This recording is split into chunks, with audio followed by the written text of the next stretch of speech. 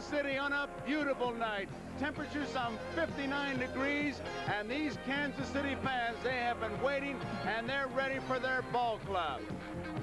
Hi, everybody. I'm Joe Garagiola, and tonight I want to talk about the fans. You hear the cheering, and don't think those ball players don't hear the cheering. It's just that booing gets more publicity. And tonight is the first time these Kansas City fans have seen their ball players since they beat the Yankees and came to this World Series. As far as the players are concerned, I think Amos Otis said it all. He said, hey, in the last 3 games, we haven't had anybody cheering for us. It'll be a different story tonight, maybe. Well, Tom Seaver's with us again, and it'll be pitching that'll determine that, Tom. Well, Joe, you know, if these Kansas City fans want something to cheer about, the Royal staff is going to have to come up with somebody to stop these Phillies hitters when there's men on base. Every time the Phillies do get somebody on base, they've been hitting at an incredible 571 clip. It's going to be up for Rich Gale, 13-game winner, a real big guy, 6'7", power pitcher, and he's the hardest thrower on the Royal staff. For the Phillies, it's going to be a veteran, Dick Ruthven, 17-game winner, who over the winter had elbow surgery and came back to have a very consistent year. As a matter of fact, since the All-Star game, he's been at least the most consistent pitcher on the Phillies staff. So tonight, 2 right-handers, Rich Gale for the Royals and Dick Ruthven for the Phillies. Tony. Now let's honor. Last August, 2 children trapped in a fire in their home.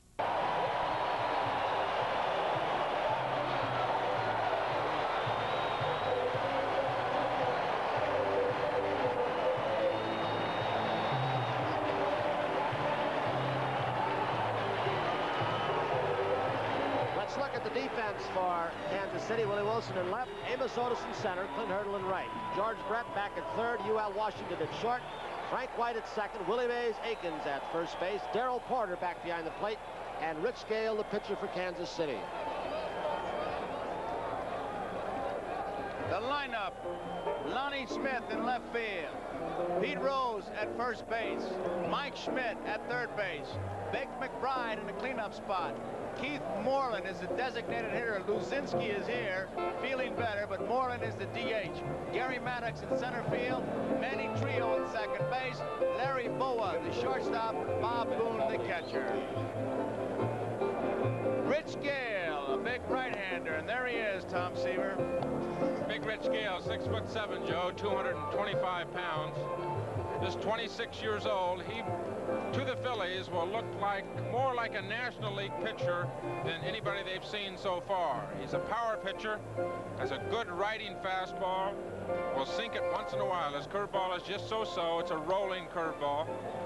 He'll use it sometimes to get ahead of the left-handers. His slider is a good, hard slider, in on the hands. Changeup is so-so. 2 good basic pitches, fastball and slider. Power pitcher. He's a pitcher that can intimidate you. He's so big and throws so hard. Well, this ballpark will be a factor, as you heard Tony talk about it. It's a good-sized ballpark as you look down the line at 330, but the corners are treacherous. Both Vic McBride and Lonnie Smith working on it. That's the left field going into center field. The alley is 385, dead center field about 415, 385 in right center field, and 330 down the right field line. All the seats here are geared towards second base. It's a beautiful ballpark. The artificial surface, not quite as fast as that in Philadelphia, Tony. There are the dimensions, and a pitcher can get away, I believe, by make a bad curveball. If you get him at the big part of the ballpark in right and left center field, you can be helped by it. But the ball does carry fairly well from the 385 sign in right center field down the right field line. The wind blows that way at times. Tom, I was interested in the point you made. You said Gale is more like a National League pitcher. Were you saying that most of the Kansas City staffs are more breaking ball pitchers and he is a power pitcher? Well, the 2 pitchers that the Phillies have seen so far are really, the first game, Dennis Leonard, sinker, slider, and in the second game, a pitcher that changed speeds more. National League seems to have pitchers that throw a little bit hard. At least that's what Schmidt and Rose and those guys would say. The umpires right now are behind home plate removing some gear with the bat boy. Paul Pryor is the home plate umpire. Don Denkinger, there you see Pryor with the bat boy. The umpires, Pryor behind the plate, Don Denkinger, American League, Pryor from the National League. Denkinger's at first base, Dutch Renard National League at second, Nick Bremigan at third base. The American League, Harry Wendelstedt down the left field line, and Bill Kunkel is down in the right field line. Wendelstedt, National League, Bill Kunkel from the American League. So we're all set. Gale against Lonnie Smith, the first pitch. Strike one. This ballpark holds 40,628. That's the official number in the Kansas City media guide. 40,628. It'll be interesting to see what the attendance is. Misses. 1 ball and 1 strike. Smith is 2 for 7 so far, a .286 average. No home runs, no RBIs in this World Series. 1 ball, 2 strikes. Tom, I think it was interesting what Billy Connors told us. He said that when he watched Rich Gale warm up, Rich is kind of a laid-back kind of guy. I guess that's the way they'd say it in California. And sometimes you need stimulation. He said he was going to go to him as he warmed up and say, listen, you want to pitch this ball game? Go get it. If not, let me know. He's trying to stir him up a little bit. Right field. It's a base hit. Hurdle plays it on the first hop. And Lonnie Smith is on. We've said it so many times, there's no other way to say it. He can run and probably will. And as big as Gale is on the mound, by the time he unfurls, here's the base set. Looked like he fisted a little bit, Tom, but just fought it off to the opposite field. But with Gale having to unwind with that big height, he does not quick to first base, nor is he quick to home plate, so Smith's going to try him. Batter is Pete Rose. He is 0 for 7 in this World Series, but he has been a factor. Brett is moved in close at third. Smith stole 33 bases in 46 attempts this season.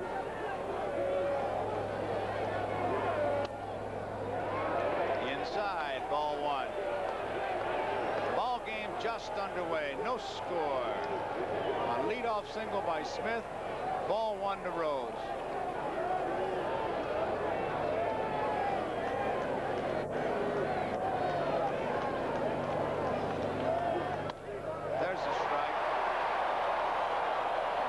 Like you say, Billy Connors has worked with Rich Gale, and what he tries to do, because he's such a big man, he'll have a slower delivery to home plate.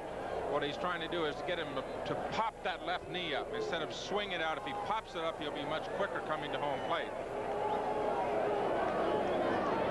1 ball and 1 strike, nobody out. Back easily. Don't know if Gale does it every time, but on the one pitch he threw home, when he went home, he picked those hands up very high above his head after he came from the belt position. And that takes a little more time. Smith was gone, but he stumbled a hit-and-run play, and now he's going to work on the ground.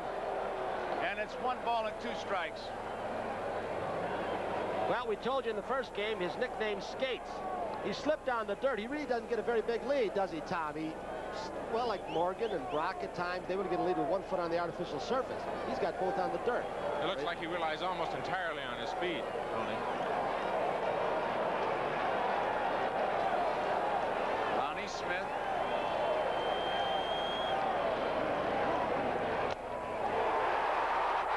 Strike 3. A foul tip.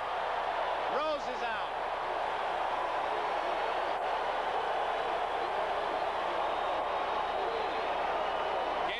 Pitcher throws the ball right by Pete upstairs. Paul Pryor, the umpire behind the plate, said it was a foul tip, and Darrell Porter hung on to it. So a strikeout for Rich Gale. It brings up Mike Schmidt. Tom, it's interesting watching Gale when he holds the runners on, how he sneaks a peek even before. There he is. Look at him. Now there's twice he does, and that's it. He doesn't.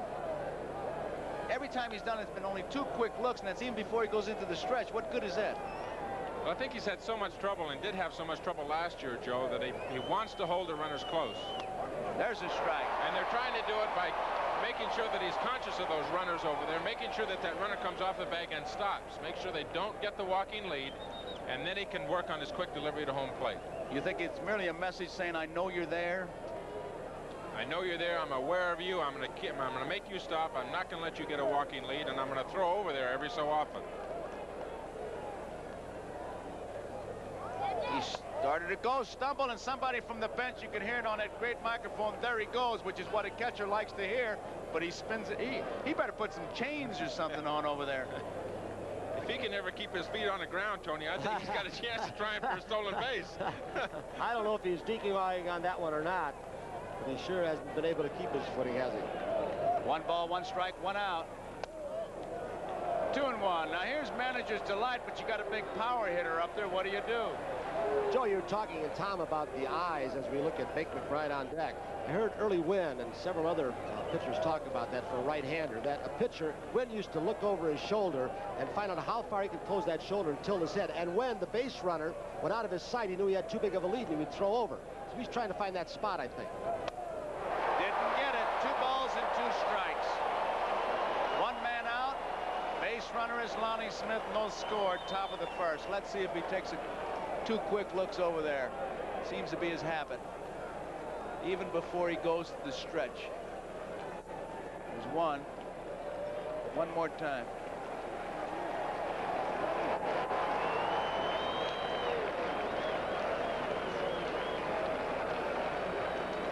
Last pitch that Schmidt swung at was up high. It's interesting with the National League umpire back there prior. If they laid off that pitch, it probably would be a ball, but he's thrown pretty hard. 3-2. You talk about early situations. Here's one now. I would think it would be a strikeout, throw him out. And you don't be out of the inning. If he gets a base hit, you're first and third with 1 out. So on 1 pitch, you're riding a pretty crucial situation. 1, 2.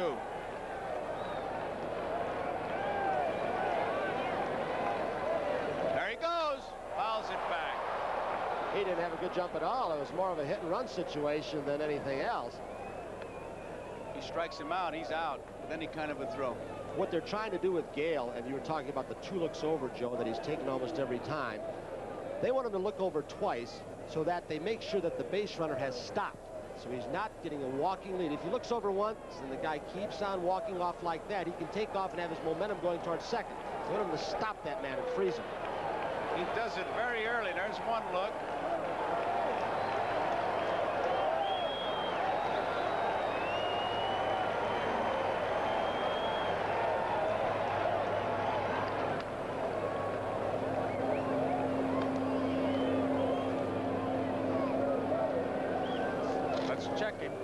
Times early in Schmidt's career. 1 year he struck out 180 times, where they would not start a runner like Schmidt with him at that.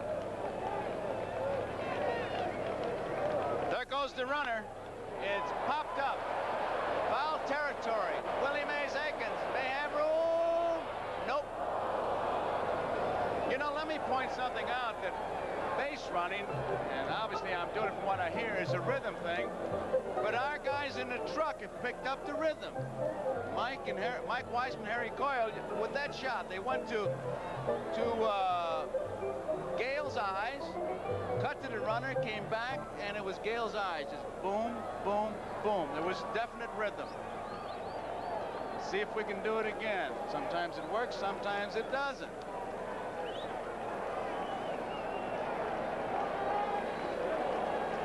One thing, Joe, that Gale has done here, he's let Mike Schmidt swing in a 2-1 pitch, and now he's thrown 2 3-2 pitches to him. Very difficult to pitch to a power hitter like this when you give him that advantage. There he goes. He stumbled, but it's ball 4, and they would have had him trapped. Lonnie Smith stopped between first and second. He has slipped every time he's tried to start. Every single time has, I don't know what kind of shoes he's using. Many players do not use cleats on this. They use the rubber kind of spikes. Watch his foot. He's done that how many times? And just this at bat by Schmidt, about a half a dozen. Every time he's been over there. He better go back and do what Morgan did in the championship series. Put on a different pair of shoes when he runs. There he is again. George Thoma is the groundskeeper. He's not known to doctor it, but it's not beyond him to doctor. If they got great speed on this ball club, why would he do it? So you got to believe that it's Lonnie Smith. Bake McBride. He takes a strike. 1 man out. 1 strike to count. Keith Moreland on deck. He's the designated hitter. McBride, 4 for 7, a .571 average in this World Series. He has 1 home run, 4 runs batted in.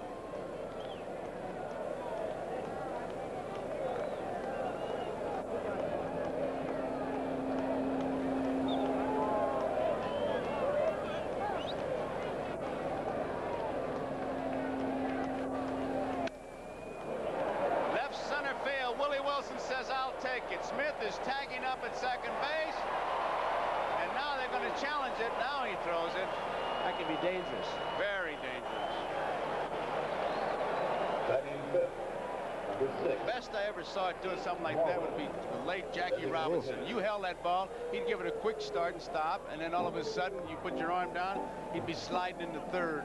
Well, Clemente used to do that around first base. He'd round the bag, well, halfway between first and second. The center fielder or right fielder would throw behind him. He'd keep on going to second. Willie Mays. Here is Keith Moreland, the designated hitter. He's 2 for 4 in this World Series. 1 RBI. There are 2 outs, no score. Center field. Amos Otis going over to right center field, makes the play. So the Philadelphia Phillies go down in the top half of the first inning. We go to the bottom half of the first. The score, Phillies nothing. Kansas City coming to bat. Bo at short. Manny Trio, the second baseman. Pete Rose at first. Bob Boone, the catcher, and Dick Ruthven, the pitcher. The lineup that he'll be facing tonight. Willie Wilson leads it off in left field. Batting second, it's Frank White. George Brett at third base. Willie Mays Aikens at first base. Al McRae the DH. Amos Otis is in center field. Clint Hurdle in right field. The catcher is Darrell Porter. Batting ninth, UL Washington, the shortstop. And pitching for Philadelphia, Dick Ruthven, 17 and 10 during 1980. Joe Ruthven's 29 years old, 6'3", 190. He was 17 and 10 with a 3.55 ERA. And you'll see a pitcher that uses just about all the basic things of pitching. It is ball 1. Willie Wilson, 1 for 9. He is disruptive. He makes things happen. Out of play, 1 ball and 1 strike. You may be in for an exciting sight if he has a chance for an inside the park home run. We were lucky to see 2 of them in this ballpark, and it is some race. Wilson against the ball. 2 balls and 1 strike. He tied for the league lead in triples with 15. Griffin of Toronto was the other man.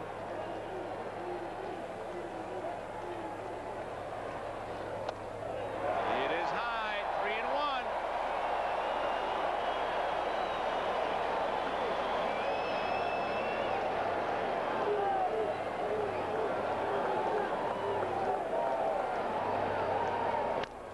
High chopper, Trio, short hop. He's got it. 1 out. Dick Ruthven.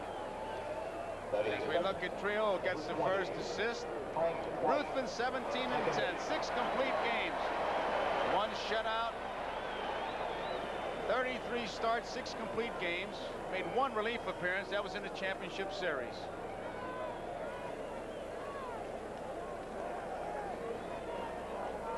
One man out, Frank White, who is 2 for 8, a .250 average, no home runs, no runs batted in.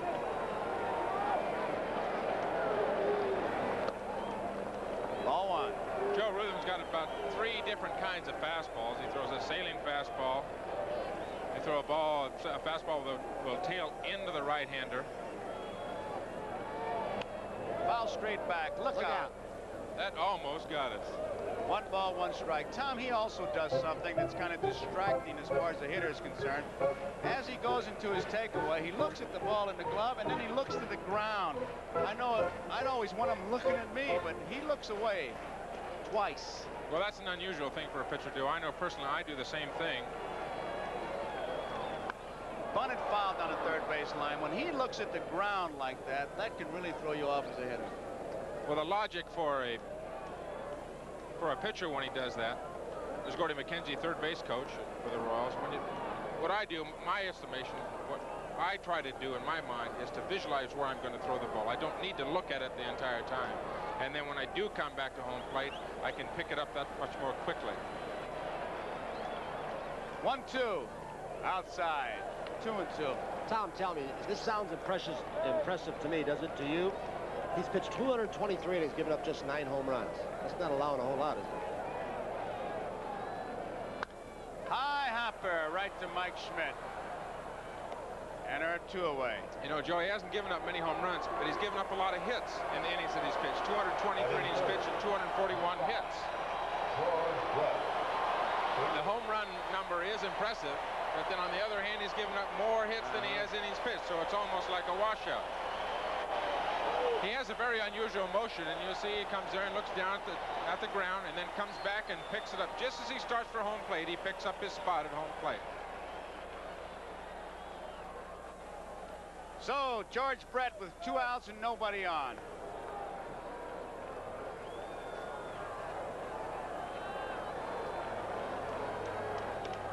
Slow, ball 1.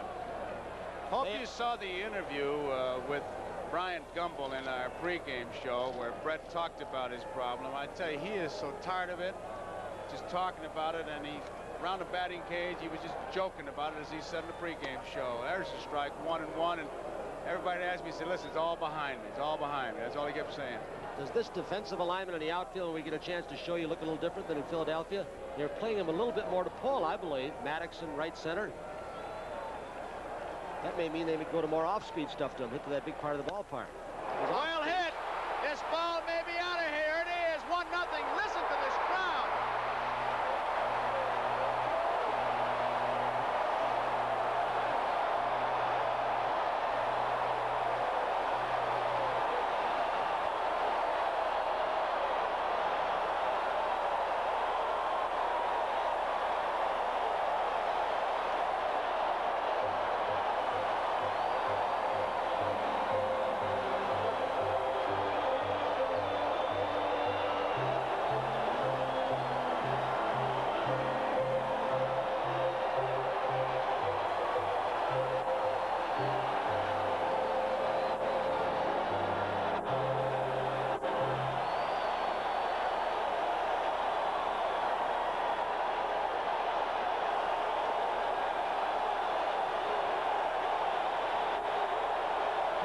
Swing once again off route, but it was something off speed, which is the reason they're playing a little more to pull.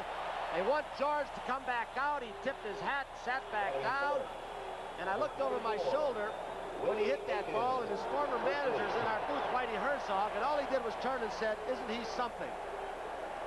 He really is, and it may be the spark they needed as Willie Mays Aikens takes the first pitch for strike 1. Just reflect a little bit and know how much he must have been hurting to take himself out of that ball game in Philadelphia. Bouncing ball, Trio backhands in. Pulls Rose off the bag, but he stayed there long enough to make the 3rd out. But George Brett with a tremendous home run gives the Kansas City Royals the lead. Here's the swing. One of the cliches in baseball, Joe, as you know, don't throw left-handed hitters down and in. That seems to be where their power is, and that's exactly where Ruthen threw that ball. And so as we complete 1 inning of play here, Kansas City 1, Philadelphia 0. And you see Royal Stadium in the background. It is Arrowhead Stadium where the Chiefs play. A baseball park, a football stadium. They love their sports here in Kansas City. What a sight. Here's Gary Maddox. He is 1 for 6 in this World Series. First pitch fouls it off. Strike 1. In pregame practice, it did not look like Gary was running that well. You see him loosening up. He got hit that ball off his left leg. Left the ball game. Game number 2. Here's a 1-strike pitch. Inside 1-1. If you don't think things aren't magnified, pretty obvious from the George Brett coverage. You'd think he was Bo Derek or something the way they've been talking. They didn't say Maddox got hit on the knee. They found 10 to 15 centimeters of water on his knee. Brett, nice play, long throw. They get him. Does he mean something to this ball club, or does he mean something to this club? I think sometimes people, because he hit 390, look at him as a one-dimensional ball player, and not true. He has good range. He's playing up even with a bag. This isn't a sensational play, but he had to move a little bit. Very strong arm. As you can see, the ball just rides over to first base, but he can do a lot more than just hit, that guy. He's very aggressive fielder also. Very aggressive. He goes after everything. Tony, he said in the pregame that in Philadelphia he moved up so he wouldn't have to move too much. And then he said, I know I could have gotten 2 balls that went by. That's how badly he was hurt. Trio fouls it off. There is Commissioner Kuhn, his wife Louisa, Erwin Siegelstein from NBC, Louisa Kuhn and the commissioner, hot dog and baseball, and they're happy. 1-0, Kansas City. Manny Trio.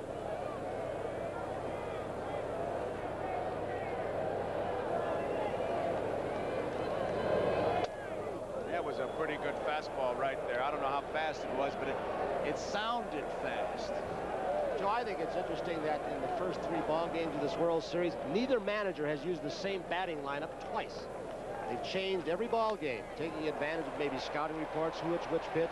Guy might be hurt. That helps. Of course, Marlin DHing today. He had a pretty good day DHing, so he's back in there instead of Luzinski.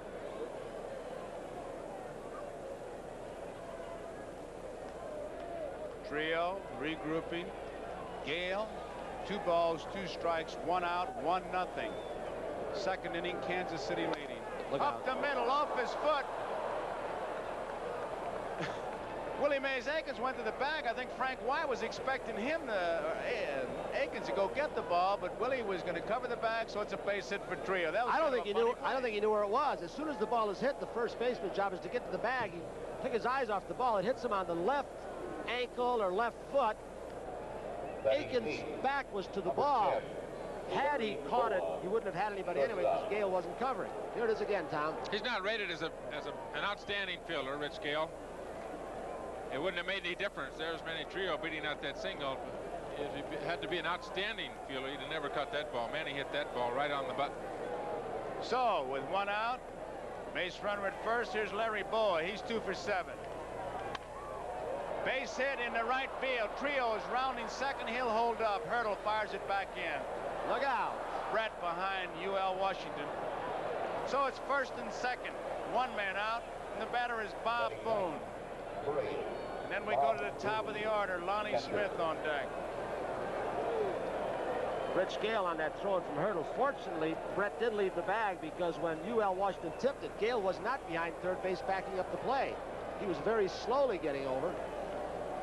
In this World Series, Boone has the highest batting average, both clubs hitting at 600. He has 2 doubles.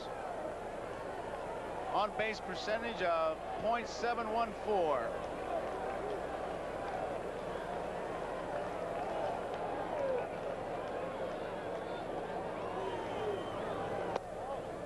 As Tom mentioned, this team is hitting very well. That's the stat that you mentioned in your little pregame summary, Tom. 571 with men on base. You know, Tony, they've done it against the 3 best Kansas City pitchers, too. Leonard and Gura and Quisenberry. That's the thing that impresses me about the Phillies so far. 2 balls, no strikes. The bullpen for the Royals starts going immediately. Tell you, they got a statistic down here, and I talk about the magnification of the World Series. You know what the slugging percentage for Aikens is? 1,286. Boone is 1,000. I thought 1,000 would be perfect. I guess it's inflation. 4,000. 4,000. He made a home run every time up. Bullpen, Rennie Martin. He pitched well. One of the ball games.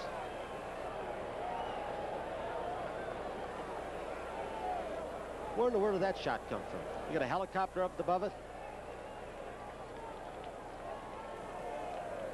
3 balls, no strikes. There's the strike. 3-1, 1 man out. Kansas City leading 1-0, top of the second. Trio is at second base. Bo is at first.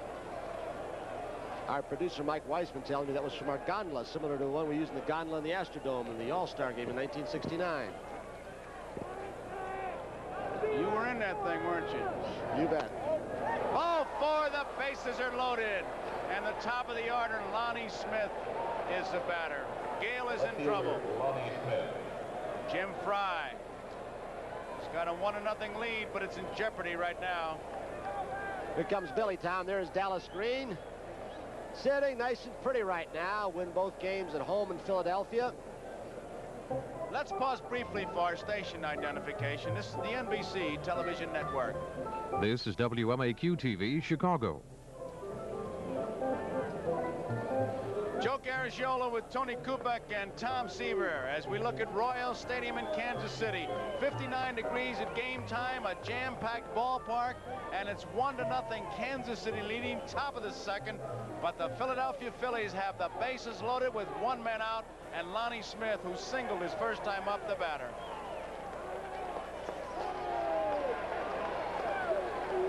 He is tough to double up. He better hit it right on the button, right at somebody. Strike one. I think that's one reason that Gale is pitching off the stretch, is to try to keep Trio as close as he can, so that if it comes back to him, they might have a chance to double him up. It's one reason. Another one to hold Boa close at second, so he might not score in a hard single. And also, if you can prevent that runner at first by getting a little shorter lead, you can give your second baseman or shortstop, the pivot man, a better shot in the double play. Whereas in the other case, he may not have his good stuff from the stretch.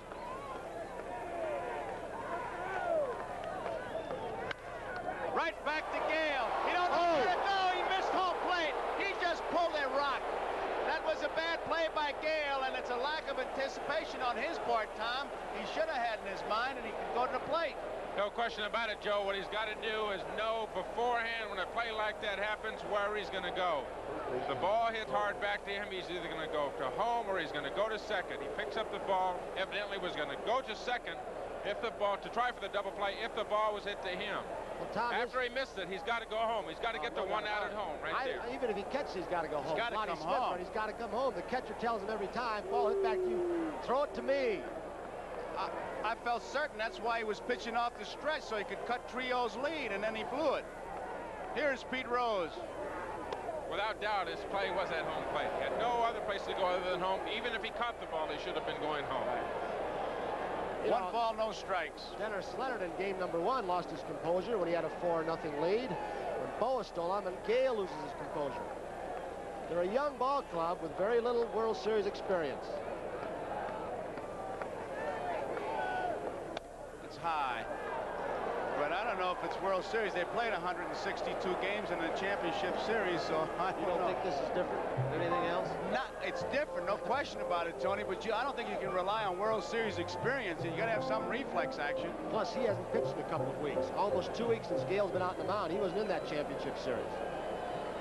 October 5th was the last day he pitched. Well, maybe they did have to introduce him to the mound, give him a road map. 2-0 pitch. It is low, 3-0. Of course, these Philadelphia Phillies, the flow of the game, the whole series has been Kansas City gets the lead, and Philadelphia says, well, I guess we better tie them. And it makes no difference if it's 1 run or 4 runs. They play from behind. They've won the first 2 games coming from behind. 3-0 pitch. Strike.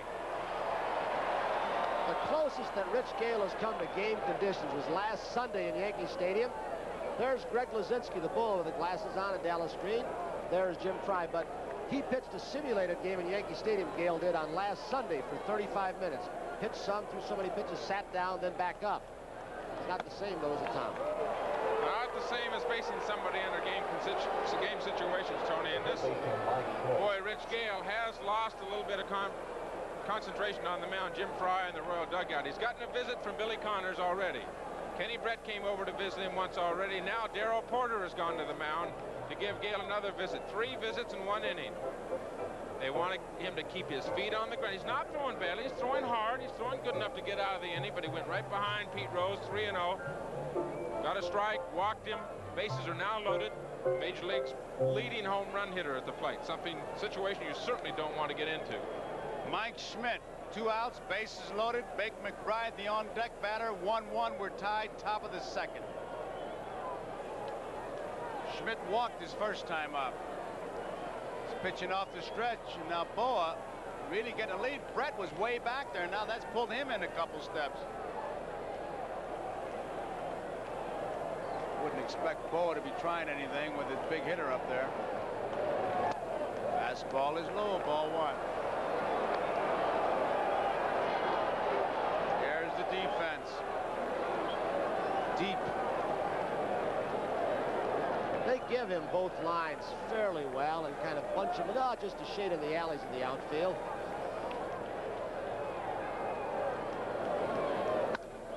High fly ball.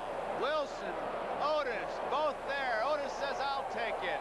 And he does. So that ends the inning, but the Philadelphia Phillies tie it. And as we go into the bottom half of the second inning to score, Philadelphia 1 and Kansas City 1. Waterfall in right center field. A beautiful sight. We get set for the bottom half of the second inning here. It's a 1-1 ball game, and Hal McRae, the designated hitter. Today was Hal McRae Day in Avon Park, Florida. He's had a good World Series so far, 4 for 7, a .571 batting average. 1 strike.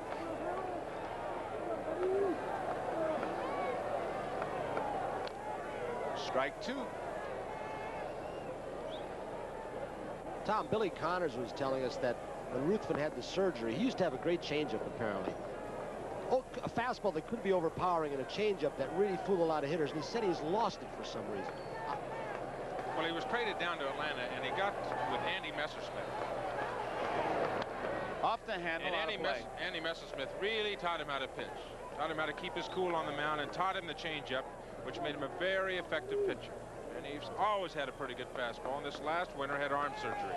Took bone chips out of his elbow, and he's not been able to get the changeup back since he's had the surgery. He still has the 3 good fastballs that he can throw almost in any location, but the changeup has not come back to him. Ball 1, 1 ball, 2 strikes.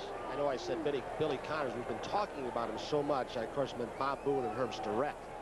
They're the catcher and pitching coach for the Phillies. Here's the 1-2 pitch. It's high, 2-2.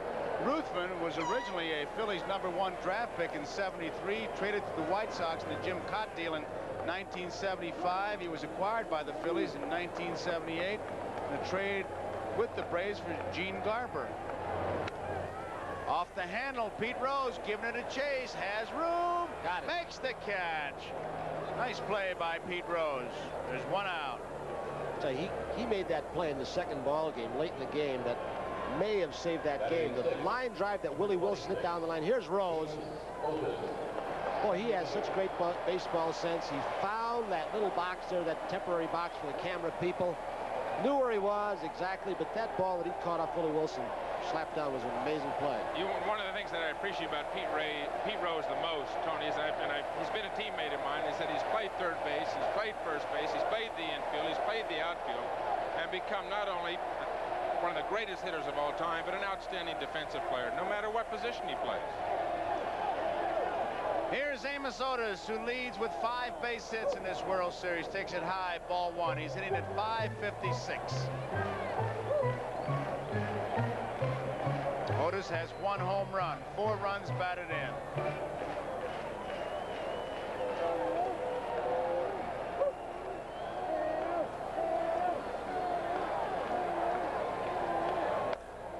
High, 2 balls, no strikes. You better bet that's a Kansas City Royals fan. Don't know if it's one of the Royals' children. He's counting the pitches for Tom Seaver, Paul Moskow up here. So 42 curveball. He's having a good time.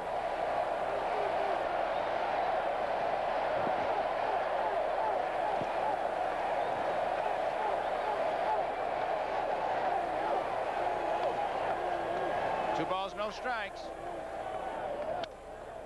Deep in the hole, ball's got a long throw. It is not in time.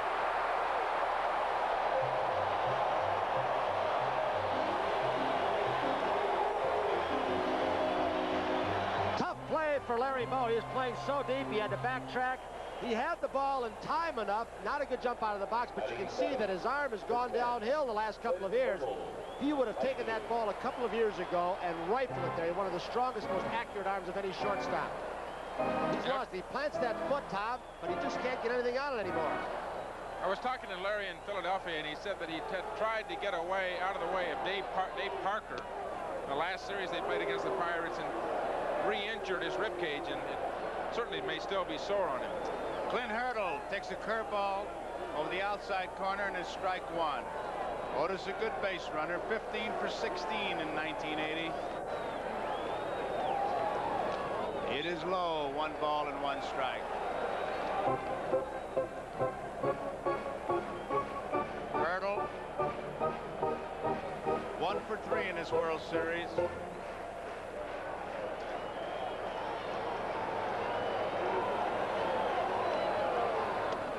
Two balls and a strike. And don't take the man down at first base for granted. He has been excellent. Rarely thrown out this year, Otis.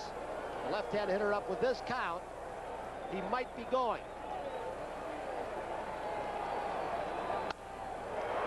Boa, nice play, 1. That's all they'll get. Boa took a base hit away from Clint Hurdle. And of course, Hurdle lost the base hit because of the base runner Otis. Boa had to play at second, so there are 2 away. Brings up Darrell Porter with UL Washington on deck. You know, Boa he's had outstanding statistics as far as fielding.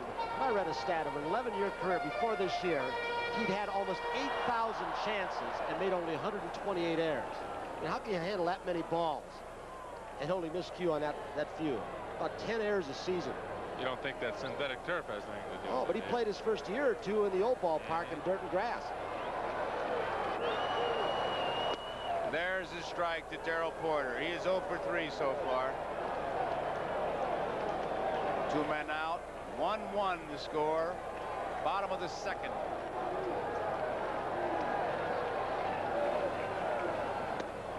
Inside. 1 ball, 1 strike.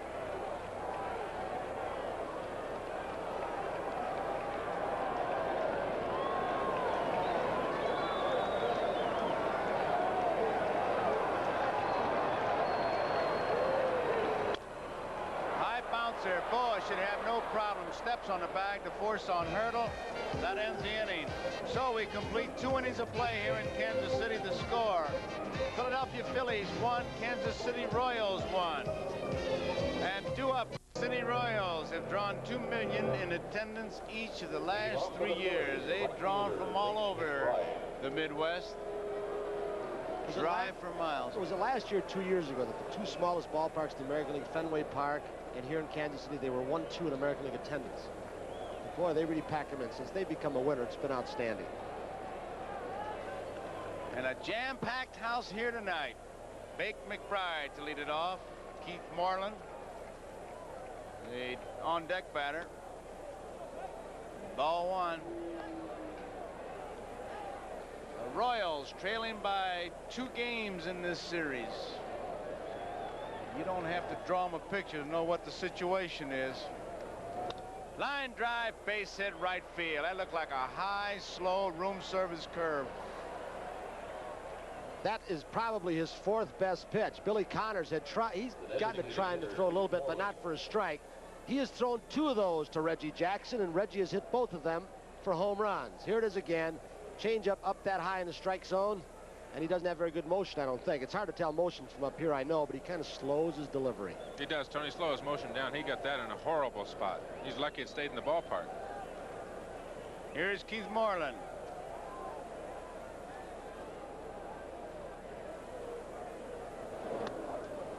It's a strike. That's one thing about this ballpark, Tom. Comparing it to Philadelphia, we just came from there. A pitcher can make a few more mistakes in a park like this or Yankee Stadium, and I'm sure there's several big ones in the National League. But in Philadelphia, those mistakes can hurt you a little more. Well, that pitch is a pitch Rick Monday calls controlled mediocrity. There goes the runner. It's fouled out of play. The hit and run was on. McBride, good base stealer, 13 of 23. If that was a hit and run play, you could see Moreland tried to hit that ball to right field, and Gale did a good job with that pitch, keeping it inside. We're tied at 1 apiece here. We're in the 3rd inning. Moreland hits .340 against right-handers, .264 against left-handers, so there goes that theory about opposites.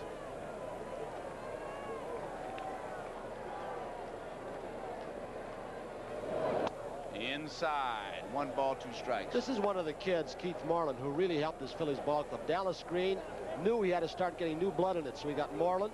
who did very well, won some games. The two kid pitchers, Walk and Bystrom, and of course Lonnie Smith. And they all contributed a whole lot.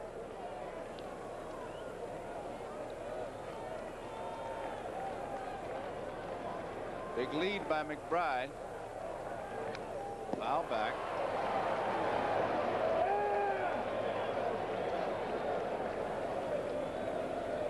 Moreland had 7 game-winning hits.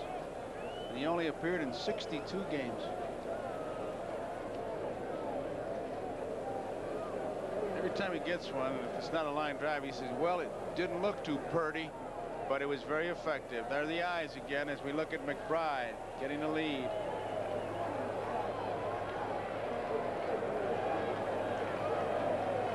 Holding. Fouled out of play. I'll say one thing in this series. Eyes the last time. We focused in on a lot of different parts of the anatomy in the first 3 ball games.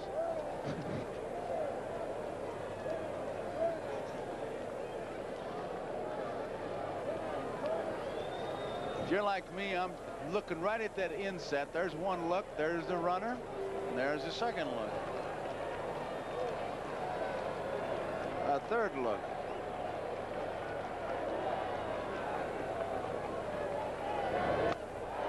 Struck him out.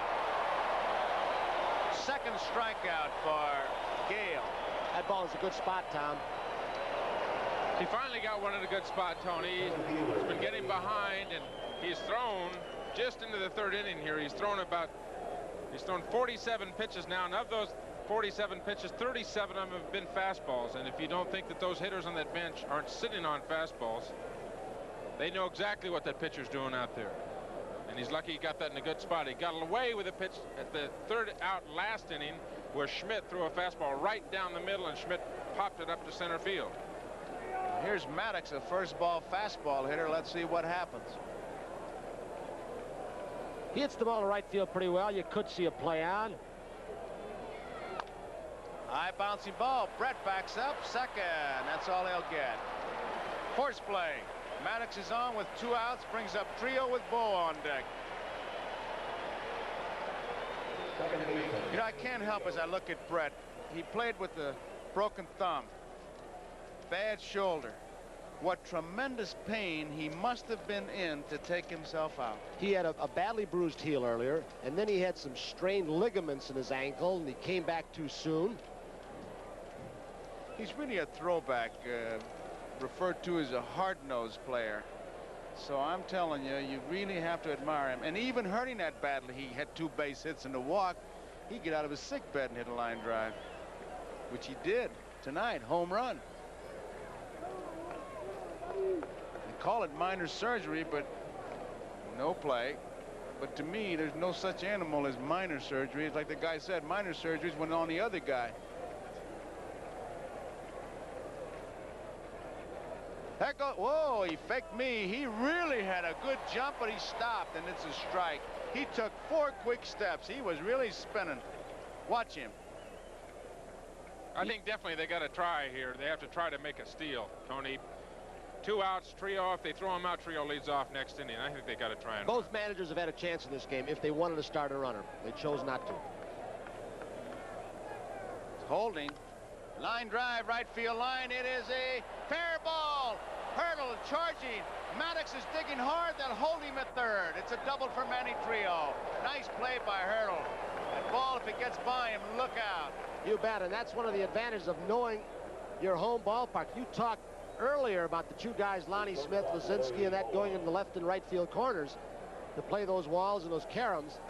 Hurdle played it perfectly, didn't he? Didn't waste 1 split second getting it back in. So it's 2nd and 3rd, 2 outs. First base is open. Bo is the hitter. Boone is the on-deck man. We're tied at 1 apiece. Tom, this could be a situation where you would pitch around him. I mean, widen your zone.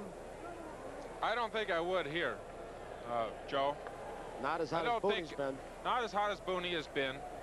And Booney, a dead fastball hitter, and Gale sometimes with control problems. I definitely have to go after Larry Bow and try and get him out. Ball 1. Brett has come in closer at 3rd in the event of a bunt, even with 2 outs, and Aikens has sneaked in at first base. Look how close Brett is, and then he began creeping in even more. Bo was a good bunter. Willie Wilson, just barely out of your shot there. Shows how close he is to the line. Good shot of the defense. It's ball 2. 2 balls and no strikes. If he lays a fastball in there now, Bo is going to go to work on it.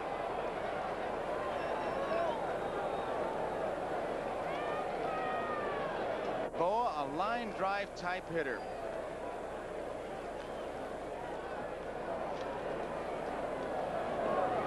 Ball 3. Starting to lay off that high pitch now, that fastball that they were swinging at early in the ball game.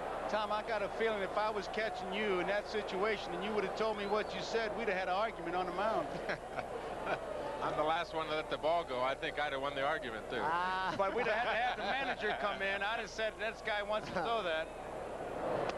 There's the strike. See, what you got to understand up here, Thomas, he's the crew chief up here, and you're going to lose the argument. No, he's the manager up here. 3 balls, 1 strike.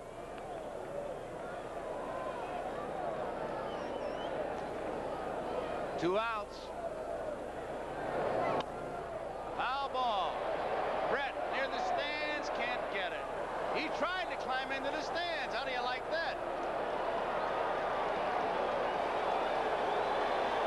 That's George. And he said he learned this style of baseball from Hal McRae. He said, I did not know how to play the game until McRae came over and showed me how to take out runners and dive for balls and slide hard. Look at Brett go. He might have had it if not for the temporary seats for those still cameras. You know, Tony, the philosophy of baseball you're talking about, George Brett, he learned it from Hal McRae, and you know who Hal McRae's teammate was when Hal was at Cincinnati. Of course, the other guy in the other dugout who plays the same kind of baseball as George Brett, Pete Rose. 3 balls, 2 strikes, 2 outs.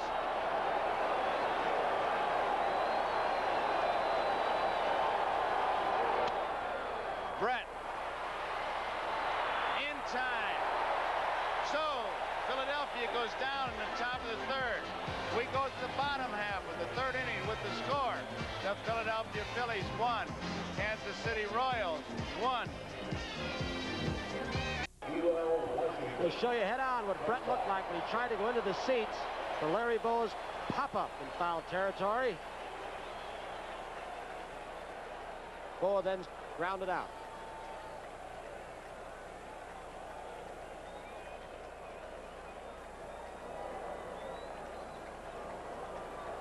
UL Washington to lead it off.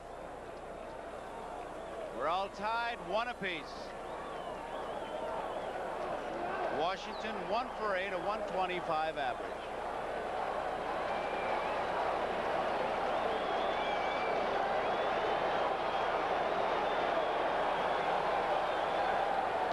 Ball 1.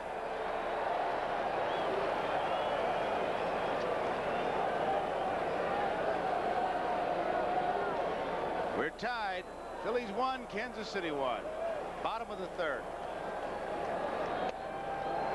2 balls, no strikes.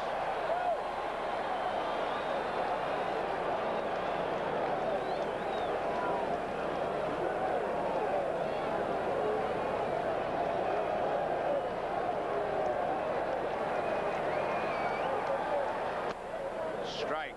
2 balls and a strike.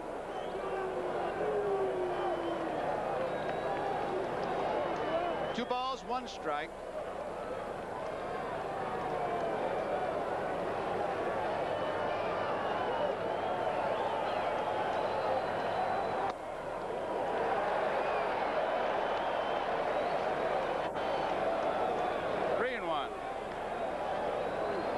Really play UL Washington very shallow and over toward the left field line. Outfield, look at the defense. Big hole. That's Gary Maddox way left center. Big hole and all kind of right center, but especially look at the right field line. Strike. 3-2, full count now.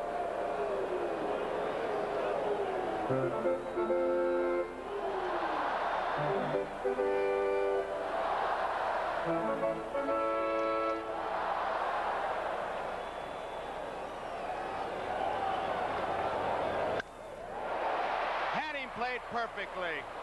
1 out. You talk about scouting reports. There was a pretty good one right there. Hit the ball hard. Tony pointed out where Maddox was playing, and here it comes. So there's one out, and here is Willie Wilson. He bounced out his first time up. UL Washington kind of talking to himself, going back to the bench, as you saw.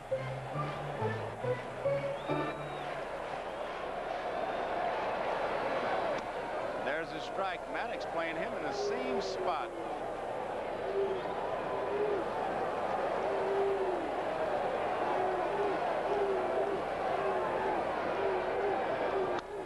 Foul ball. I think Maddox is interesting the way he plays center field, because as you look at him now, he said, how many kids dream and have a hero in baseball and get a chance to play and learn from him? He played, of course, with the Giants' Willie Mays, from whom he learned all about center field and how to play shallow by watching and listening. Two-strike pitch. High. I tell you, when you describe Willie Mays, one of the best descriptions. Willie Mays, his glove, where triples go to die.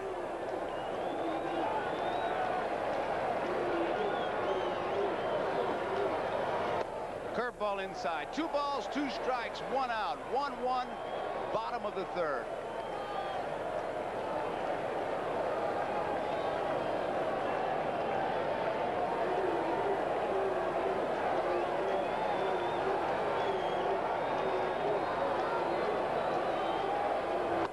He didn't get it. A breaking ball. Willie Wilson is out on strikes. That's the first strikeout for Ruthven. The second baseman, Frank White. It looks like the Philly staff has been trying to throw hard stuff in on Willie Wilson when they get ahead, push him back off the plate, and come back with a breaking ball. That's the second breaking ball inside that Ruthven threw to Wilson, and another strikeout. Ruthven in 1980 averaged 3.5 strikeouts per 9 innings. 3 walks per 9 innings. As he faces Frank White, who bounced out third to first his first time up. Strike 1.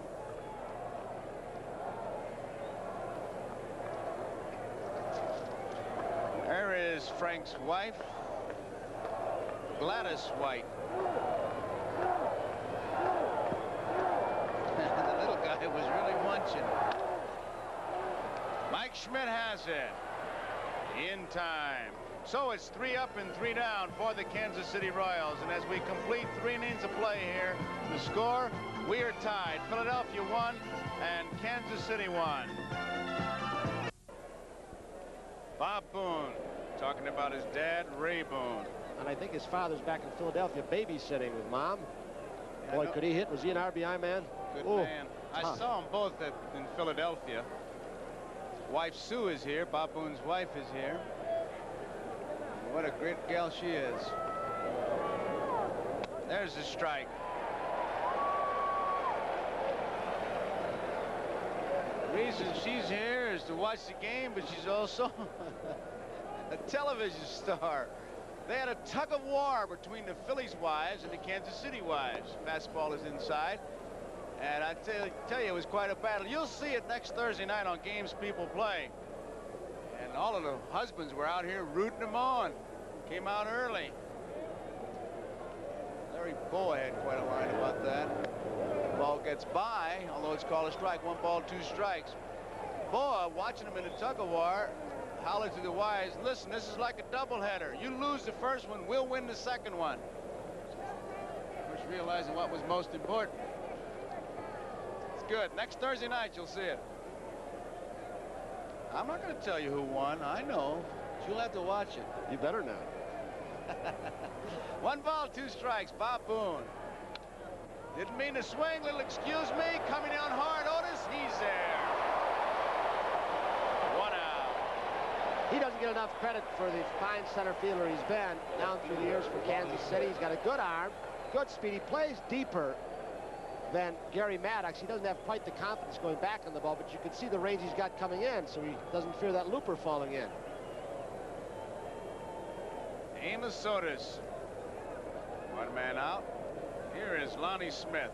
He singled to open the ball game, and he hit the ball that drove in Manny Trio.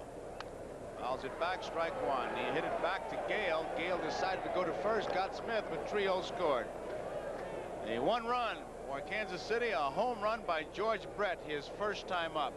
Philadelphia's had opportunities. Through the first 3 innings, they have stranded 7 base runners. They've had chances like Kansas City did in game 2. 1 ball and 1 strike.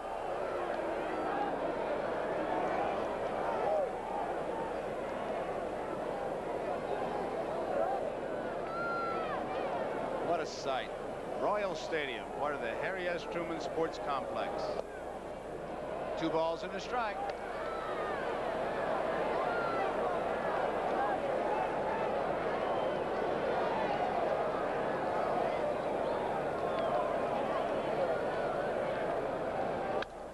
Right center field. Amos Otis is going back. He has room. He's got it. He had him played perfectly. He was there in right center field. They didn't expect him to pull, and he didn't.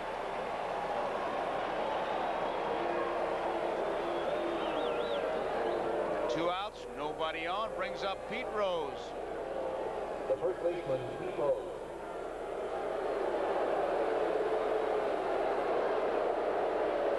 And there's young Petey Rose. You talked to him before the ball game. I said, hey, how's it feel to have your dad in another World Series? You know what he said? What? You'll win the MVP again. Got about as much confidence as Dad, doesn't he? Frank White over to first. 3 up, 3 down. Easy inning for Rich Gale and the Kansas City Royals. We go to the bottom half of the 4th inning. The score here, it's Philadelphia 1, the Royals 1. And 2 up for the Kansas City Royals. America, pilot Captain John Moran. There you see it over Royal Stadium. Impressive sight as George Brett steps into the batter's box. He hit the home run in the first to give him a lead. Phillies tied it with a run in the second. George Brett. 4 hits in his last. Foul ball out of play. He has 4 hits in a row after that home run in the first. The record is 6. Goose Goslin in 1924. Thurman Munson in 1976. Brett has 4 in a row. This man is at 7 home runs in 20 postseason games. That is impressive.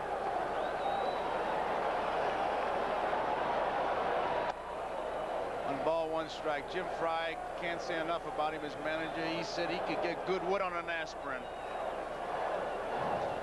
There is Jim Fry's wife, Joan Fry. It's popped up. It is playable. Mike Schmidt calling for it. 1 out, foul territory.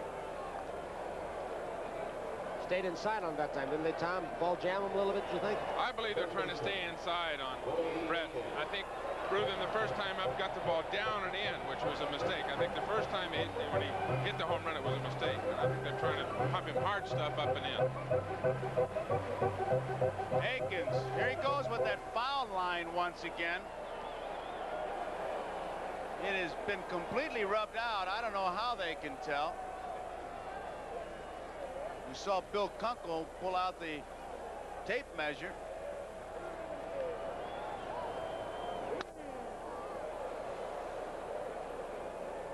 Fouled out of play, strike 1.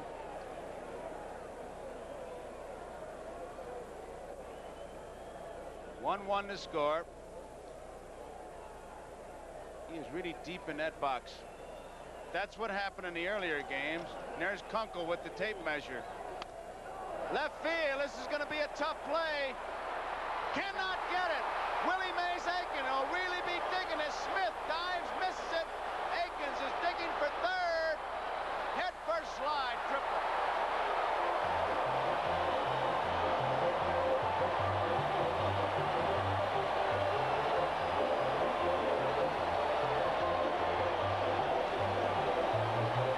Aikens was really lumbering on this play. Pitch from Ruthen about middle of the plate. He hit it the opposite way. He isn't getting around on their fastball. He tries for the backhanded catch. All the way to the wall. Here it is again. For a lot of guys, that would have been inside the park home run. In fact, most. But he's got that bad knee after the surgery. He just couldn't make it. So here is Hal McRae with Amos Otis on deck. Line drive, base hit. Kansas City leads 2-1.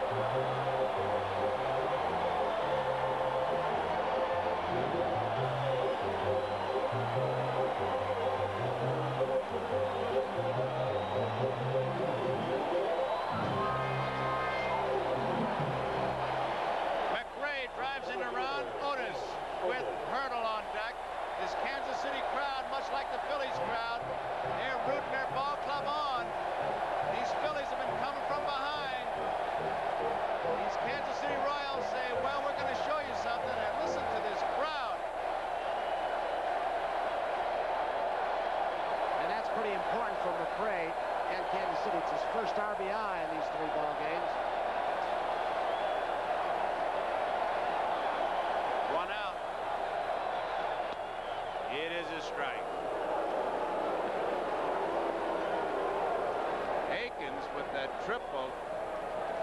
He had 2 home runs in the first game. He has 12 total bases. 4 base hits. Some kind of production.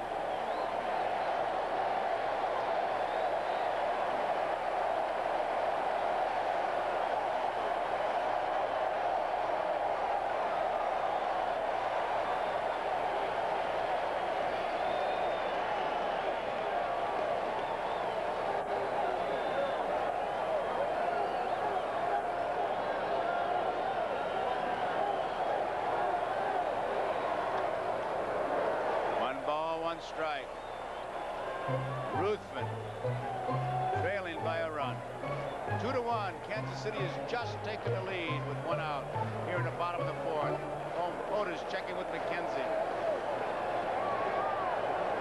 McRae at first, held by Rose. The outfielder playing Otis to right center. He's been hitting the ball to right center a lot more this year.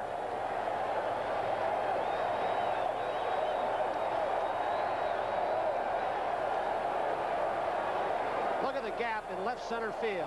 Maddox shallow once again toward right center. McBride right on down toward the line.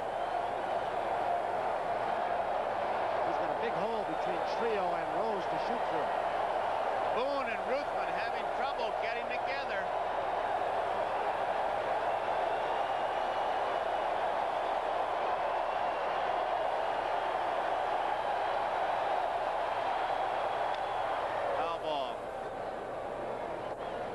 One ball, 2 strikes, 1 out. You know, Tony, one thing I'm surprised about in this game is that the 2 teams with pretty good speed have not done more running than they've done. They sat over there, they sat on first base, they've had opportunities, situations to utilize their speed. Both teams seem to be a little conservative. Both managers seem to have pulled back and are a little on the conservative side. Dallas Green, who talks like if the Phillies win it all, he will not be back as a field manager. 2 balls and 2 strikes. He just simply says, I do not choose to be a professional field manager. He did say if they make a few deals that he likes and the team strengthens in a certain area, he could be back. He was head of their player personnel department, bringing kids to the minor leagues. McRae's at first. Otis, 2 balls, 2 strikes. 2-1, Kansas City leading. No pitch. Time was called by the, it was the second base umpire, the home plate umpire, but both hands went up. There's Jimmy Fried. We got a little cat and mouse game going on between Amos Otis and Dick Ruthven now. They're playing a little bit of one-upmanship. I'm not in any hurry to get in the box. And Ruthven saying, if you're not in any hurry to get in the box, I'm not in any hurry to throw. And then Otis will step out. There goes the runner. High chopper. Trio's only play will be to first base.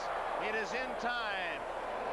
He had the right man covering and had the right thought, Otis did. He had Trio covering, but Ruthven made the good pitch. Might have been a sinker ball down and in that Otis could not get to right field. He made a good pitch on this, Tom. Good pitch. He drove it right in the ground. And one of the things that still amazes me when you look at Manny Trio's arm. Look at that arm. Watch Otis go after this pitch. Well, I guess it was away. It wasn't down and in, but it sunk. May have taken something off it. But he did do a job by starting the runner. Prevented a double play. Here is Clint Hurdle. He hit no force play his first time up. It's a strike.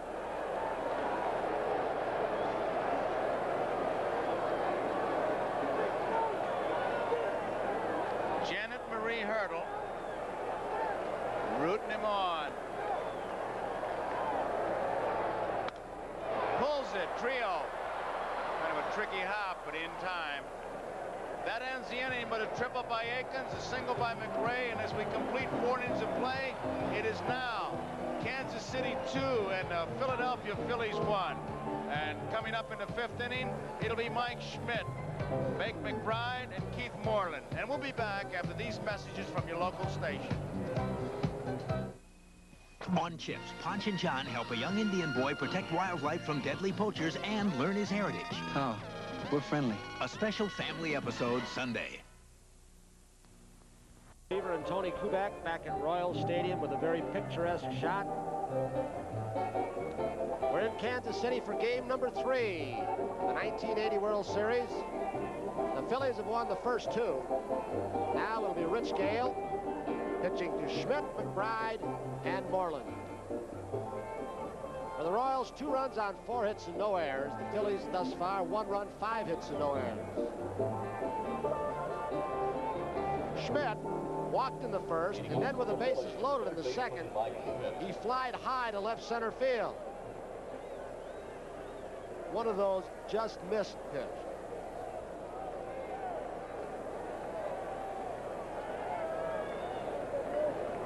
Rich Gale has settled down. He retired 4 in a row, 3 up, 3 down in the 4th, 1 strike. Last inning was his best inning, Tony. He's thrown 66, now 67 pitches. Last inning retired 3 in a row, just threw 8 pitches. 1 strike to count to Schmidt. Breaking pitch misses outside, 1-1. Gale has had some shoulder problems, not uncommon among pitchers, but he had a hot streak during the course of the year. Won 11 straight games this season. Misses inside, looked like a breaking ball. 2 balls and 1 strike with nobody out. Royals 2, Phillies 1. We're in the top of the 5th.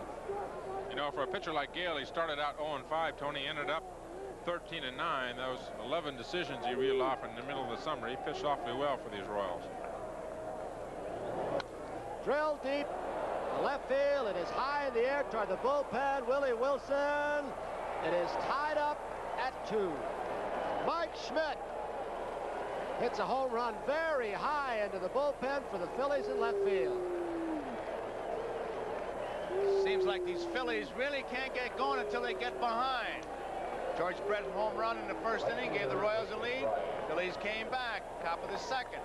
Well, they were behind in every game in the league championship series against Houston, and they won 3. Schmidt just missed a home run the last time at bat on almost exactly the same kind of pitch. Willie Wilson goes all the way back to the wall, but no luck on this one, Willie. Fastball, and it's even 2-2. Willie looks like a little kid outside the schoolyard. Nate McBride, 1 for 2 in the ball game, with 1 strike, and the score tied at 2 here in the 5th.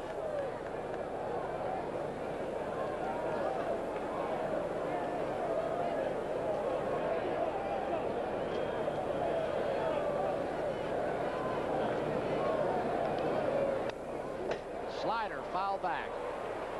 Gale way ahead, 0-2. Jimmy Fry, who coached under Earl Weaver, Baltimore Orioles. He's had a few guys gone into the manager's job. Billy Hunter, George Bamberger, Frank Robinson had a managerial job. May get another, should get another. There he is, Mike Schmidt, hit the home run to tie it at 2 here in the 5th for the Phillies. 0-2, moves him back. 1 ball, 2 strikes. Tom, I've heard this. I don't know if it's true or not. They say that to get a young pitcher to throw inside and move guys off the plate is one of the hardest things to teach. If it's not a natural instinct, if a pitcher is not naturally aggressive and won't do it, it's a very difficult thing to teach. There's a good example of what you can do when you throw inside. Gale came inside to McBride. On the pitch before that went away, and McBride couldn't get to it. That thought lingers in a hitter's mind when you do go back inside. So it's strikeout number 3 for Rich Gale, and it'll bring up Keith Moreland, who's flied out and struck out. Score tied at 2 in the 5th. Breaking ball misses, 1-0. Peter Bruin report to the fan accommodations room, please. It's not a new experience for Moreland. He DH'd in the minor leagues.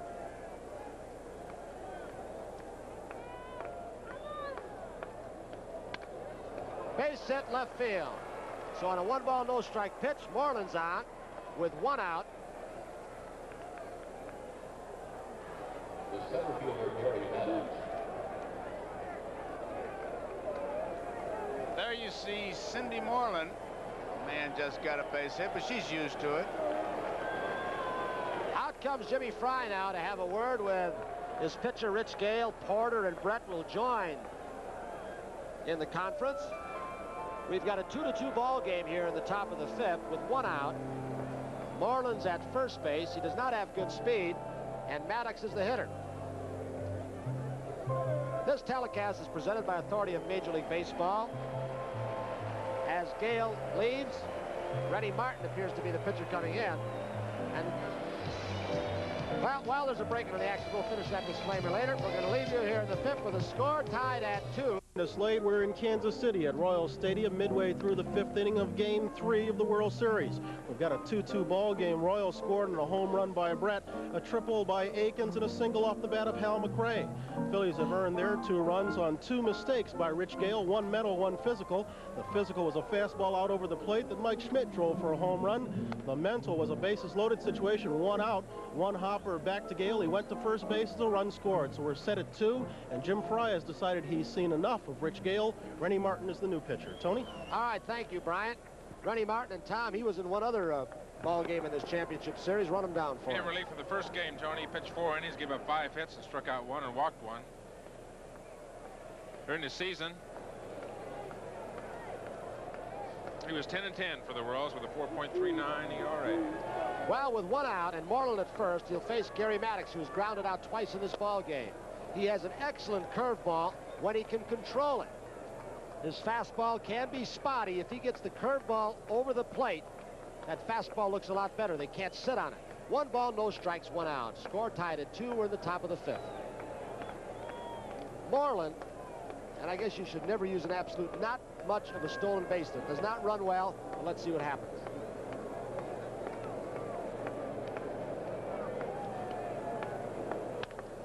Ground ball, tough play by Brett. UL Washington flips, not in time. The Phillies have runners on first and second with 1 out, and it'll be Manny Trio, who is 2 for 2 in the ball game. Second baseman Manny Trio.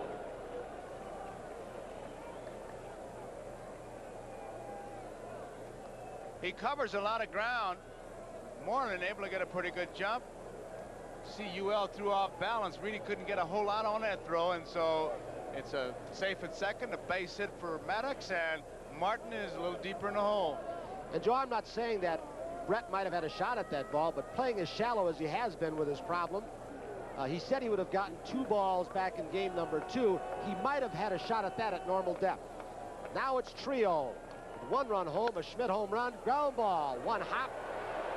White to UL Washington. They get Trio at first base. Double play helps out Rennie Martin and the Royals. But the Phillies, on Mike Schmidt's home run leading off this inning, have tied the ball game at 2 apiece. Back here in Royal Stadium with Kansas City coming to bat. The beautiful Harry S. Truman Sports Complex. Kansas City Chiefs play right outside that fence. A beautiful ballpark. Ruthven in a 2-2 ball game, facing Porter, Washington, and Wilson. Too high, 1 ball. Porter grounded out to short, unassisted. His only other time up.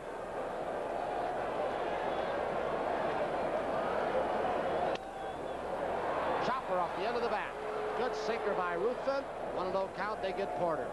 Well, we're going to start it all over again and get through it. This telecast is presented by authority of Major League Baseball and is intended solely for the private, non-commercial use of our audience. Any publication, reproduction, retransmission, or other use of the pictures, descriptions, and accounts of this game without the express written consent of Major League Baseball is prohibited. 2-2, bottom of the 5th, 1 out. UL Washington. He lined to left center field. Maddox positioning him perfectly.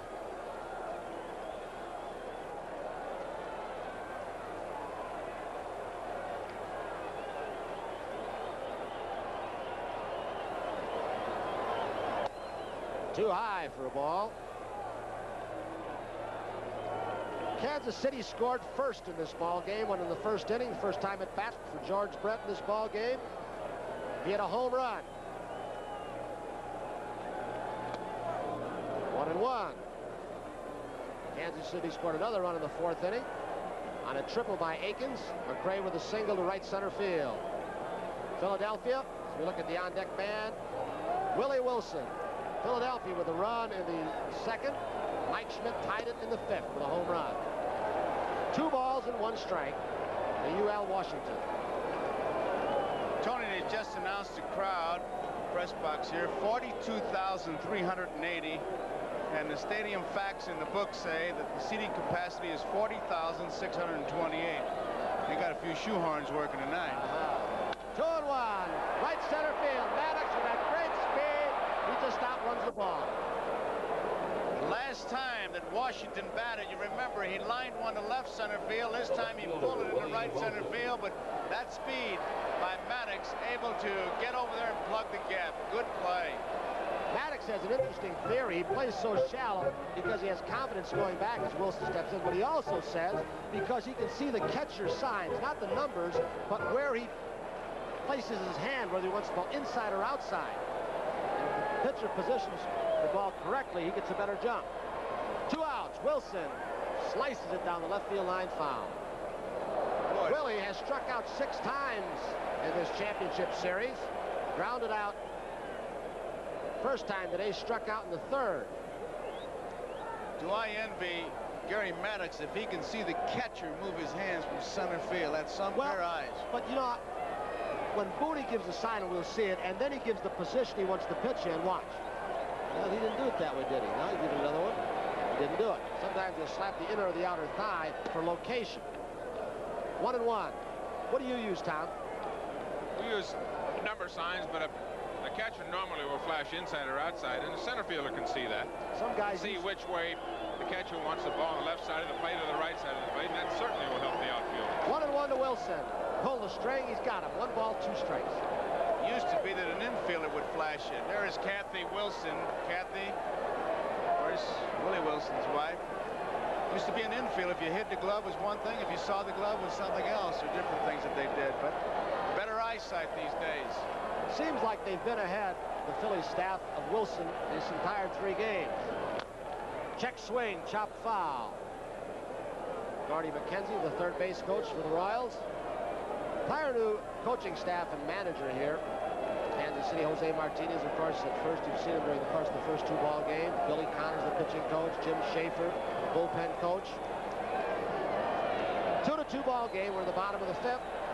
Phillies with 8 hits. They've stranded 8 runners. Royals with just 4.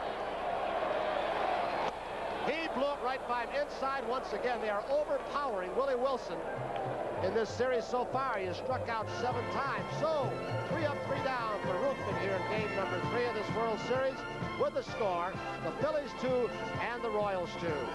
First man up in this game number 3 of the World Series, Pete Rose, all ready to hit. He'll come up 4th this inning. Should Boa, Boone, or Smith get on base? Ready Martin. Boa, 1 strike. Brett in tight at 3rd. Boa.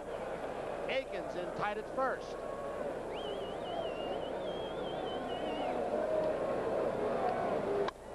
Base hit up the middle for Larry Boa. So the Phillies have speed on first base.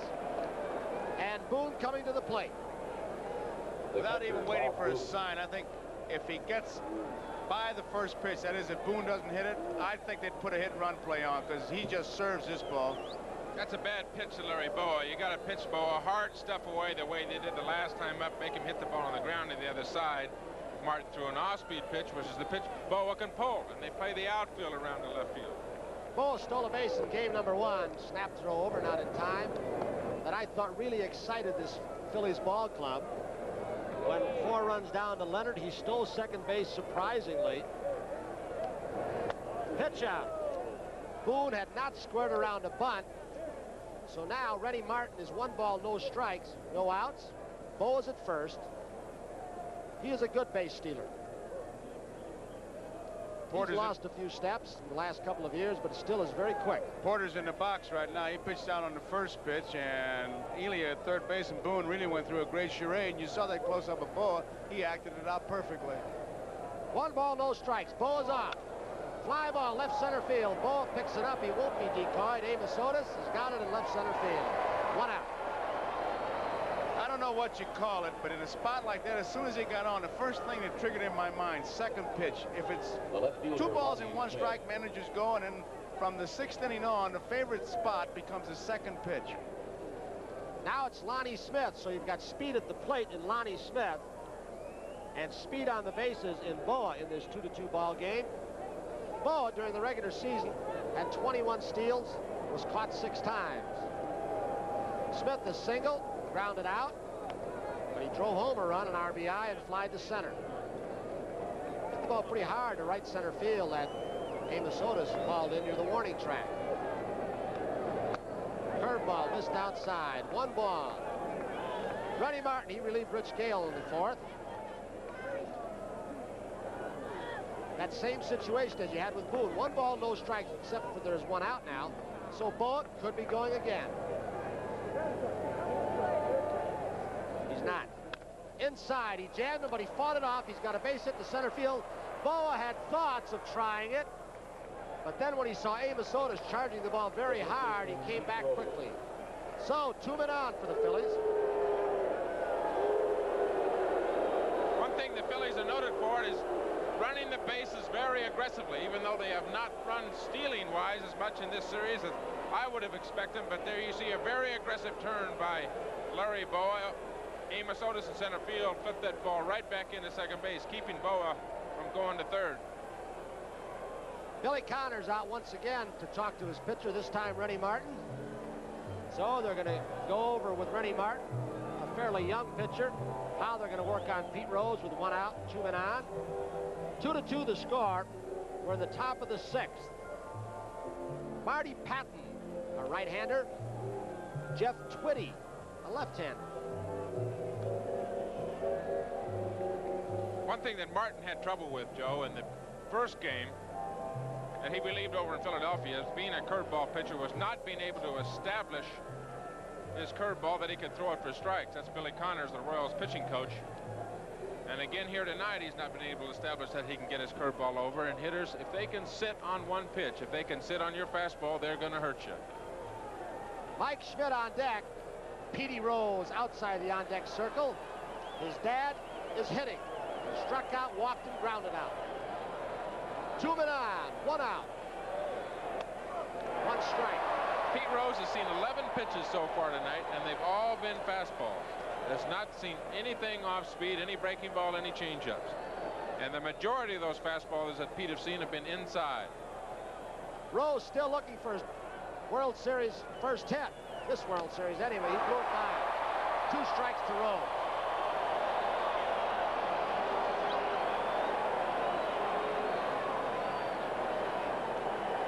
That's Boa at the bottom of your screen at second base. He led this inning off with a single. Then Boone flied out. Smith single to center field. So they've got great speed on the bases. He threw it by him. So Rose goes down for the 2nd time in this ball game.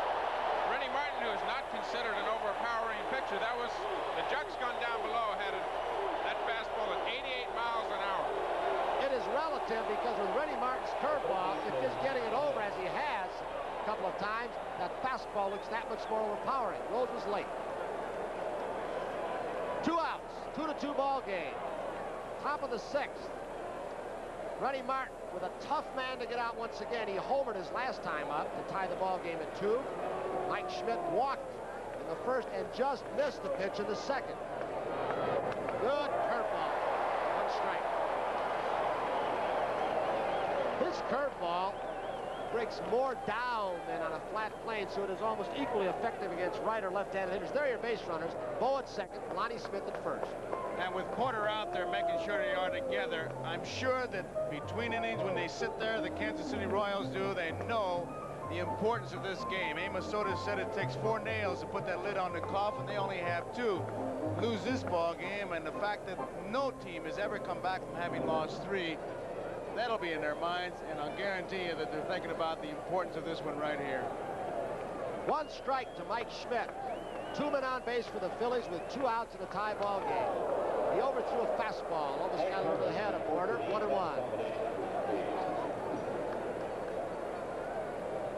Well, Schmidt made the comment that he would hit some balls hard in this championship series. He's hit 2 pretty well so far today. 1 for a home run, 1 for an out. Hit that triple in Philadelphia to right center field off Quisenberry. 1 ball, 2 strikes. He is throwing fairly hard. 1 ball, 2 strikes, 2 out. Dallas Green. Dallas Green in the Philly dugout. That Jux gun behind home plate had that fastball 89 miles an hour, which is not considered overpowering now. But when you match it with his curveball, with a curveball, he got over the first pitch to Schmidt. Right. Here's a may look a lot faster than the guy who throws 95 consistently. 1-2 with 2 outs. Schmidt against Martin. Curveball. He just missed outside. You can see Porter move outside on that pitch. He wanted Martin to drop that curveball on the outside corner. He moved out extremely early. You see Porter going outside. He wants a curveball away from Schmidt. Doesn't want to give him anything to jerk, be able to pull down the line. Porter can't believe it's not a strike. That was a pitcher's pitch right there that at times you will get. Jim Fry, the Kansas City manager. Reddy Martin in trouble. Phillies have stranded 8 base runners through the first 5 innings. 2-2 pitch, ground ball. UL Washington, it is close. But he just got Lonnie Smith with that great speed on the flip to White. So now the Phillies have stranded 10 base runners through 6 innings. The score here in Royal Stadium, Kansas City, Phillies 2, Royals 2. Look at UL. This will show you the great speed of Lonnie Smith.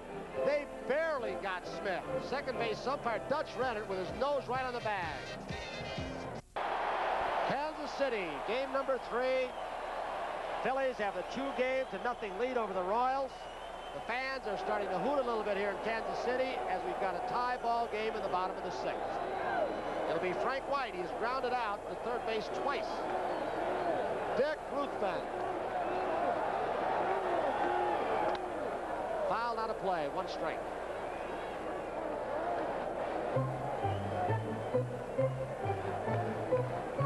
White, 0 for 2 tonight. At one time, they never thought he would hit it all. But he has worked very hard. Charlie Lau has worked with him a lot. Always been outstanding defensively. 1 strike pitch to Frank. Too high, 1-1. In fact, Frank White grew up within a block of the old Kansas City Stadium. Went to a tryout camp with about 600 other kids over a 2-day period. Then was sent to Mr. Ewing Kaufman's baseball academy. He was the first graduate. There have been more. UL Washington, Rodney Scott at Montreal, about 10 or 11 who've made the major leagues. Popped up out of play. 1 ball, 2 strikes. To Frank White. Dick Ruthven from our center field camera doing a little rubbing up of the ball. You might have heard the controversy. Tom, you can tell us about it. In game number 2 with Carlton and the slippery ball. Carlton had a lot of trouble with the slickness on the balls. Evidently, they were not rubbed up correctly. Didn't have the right kind of mud to rub them up. Strikeout for Dick Ruthven. Well, let's go down right now with a pretty good friend and manager, Whitey Herzog, with our colleague Merle Harmon. Thank you, Tony. Whitey, of course, managed the Royals. He managed the Cardinals this year, became general manager. Whitey, I asked you earlier if you would go back to the field and manage. We talked about if you got the right guy. We have confirmation you have the right guy, Joe McDonald from the Mets. Does that mean you're going to be general manager? Well, actually, Joe and I are very good friends. We worked together a long time with the Mets. I'm going to make an announcement next Friday. I'm not going to tell you, Merle, what I'm going to do, but I'm going to let the World Series get over and let the Cardinals have some headlines. But you say you're not going to say, though, that you're not going back, right? I'm not saying anything. Okay. Deep to right center field by George Brett, but he got under it. Maddox will go to the warning track, almost pushed to the wall. Well, they get Brett. He is homered, fouled out, and just missed, as Schmidt did earlier. Gary Maddox hauling it in. Well, heard a rumor, may not be a rumor around the batting cage today, that Joe McDonald has already signed a 3-year contract. Will do the paperwork for Whitey Herzog, and Herzog will manage on the field. I think the only thing that may be in limbo is how long McDonald is signed for. But McDonald is general manager, and Whitey will be back as the manager of the Cardinals. George Brett.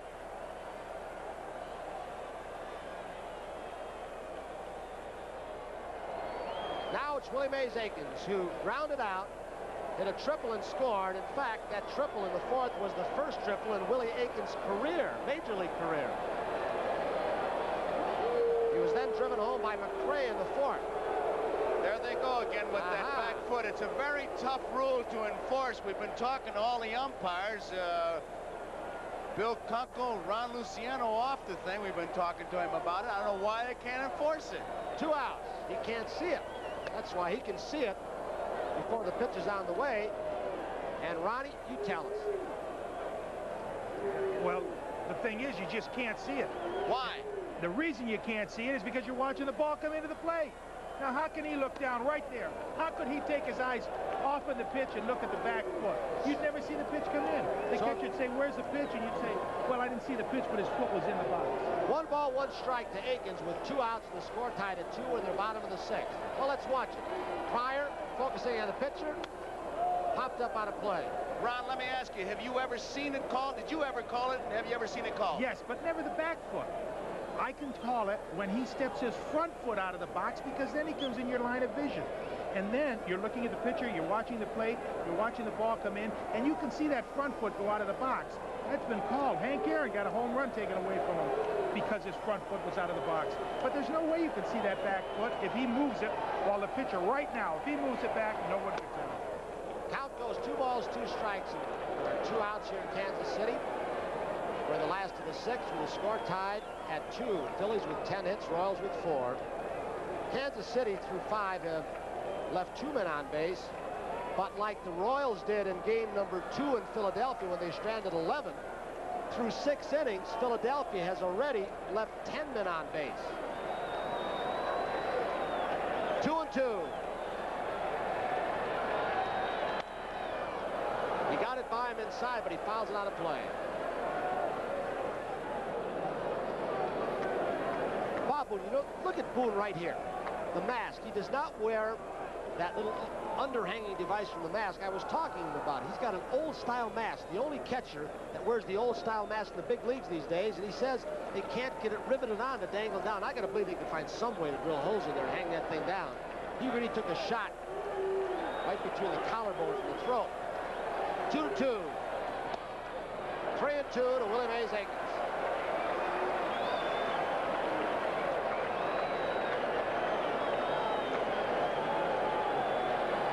You don't want to do, Tony, is to get to a power hitter and run to a situation where it's 3-2, where you give the hitter the edge. We talked about the other night.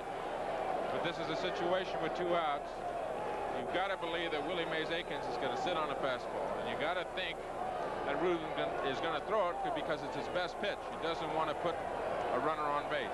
Ruthven has retired 7 in a row, 3-2 pitch. He went breaking ball. And he went away from it. Exactly right. He got Aikens on a 3-2 breaking pitch. So we're through 6 innings in game number 3 here in Kansas City with a score: Phillies 2, Royals 2. And here is Beck McBride. 2-10-0 Phillies, 2-4-0 Royals. Straight away, center field should be an easy out for Amos Otis. 1 out. A lot of baseball people here in attendance, and I know I ran into George Steinbrenner, Cedric Tallis, and Gene Michaels was in Philadelphia, Bill Burgage. They're looking for a big trade. Haywood Sullivan, I asked him about the manager, and he said, well, we'll probably do it after the World Series. And you heard Whitey Herzog and Merle Harmon. It looks like Whitey will probably be the guy. He'll still be, as far as players are concerned, with Joe McDonald handling the paperwork while Whitey manages, and I guess we'll have a title of general manager, but Joe will do the paperwork and Whitey will do the trading. Here's the pitch. It is high. Ball 1 to Keith Moreland.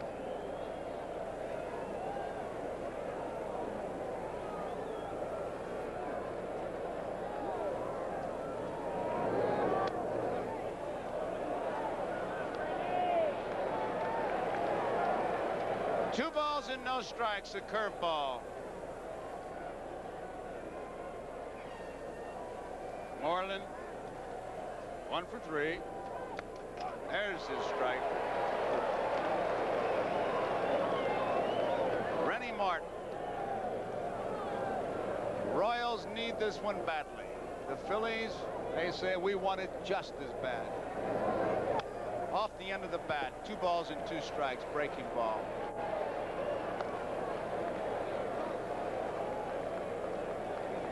Rosenbach, now Martin rubs it up. That mud that Tom Seaver was talking about as we look at the Phillies bench, it's not inexpensive. It's $100 a can. So you talk about inflation, but it's special mud. We're not talking about a big can, you're talking about a coffee can size. Comes from the Delaware River, New Jersey. Lena Blackburn. 2 balls and 2 strikes. Straight away center field. Otis is right there. Easy play, one-hand grab.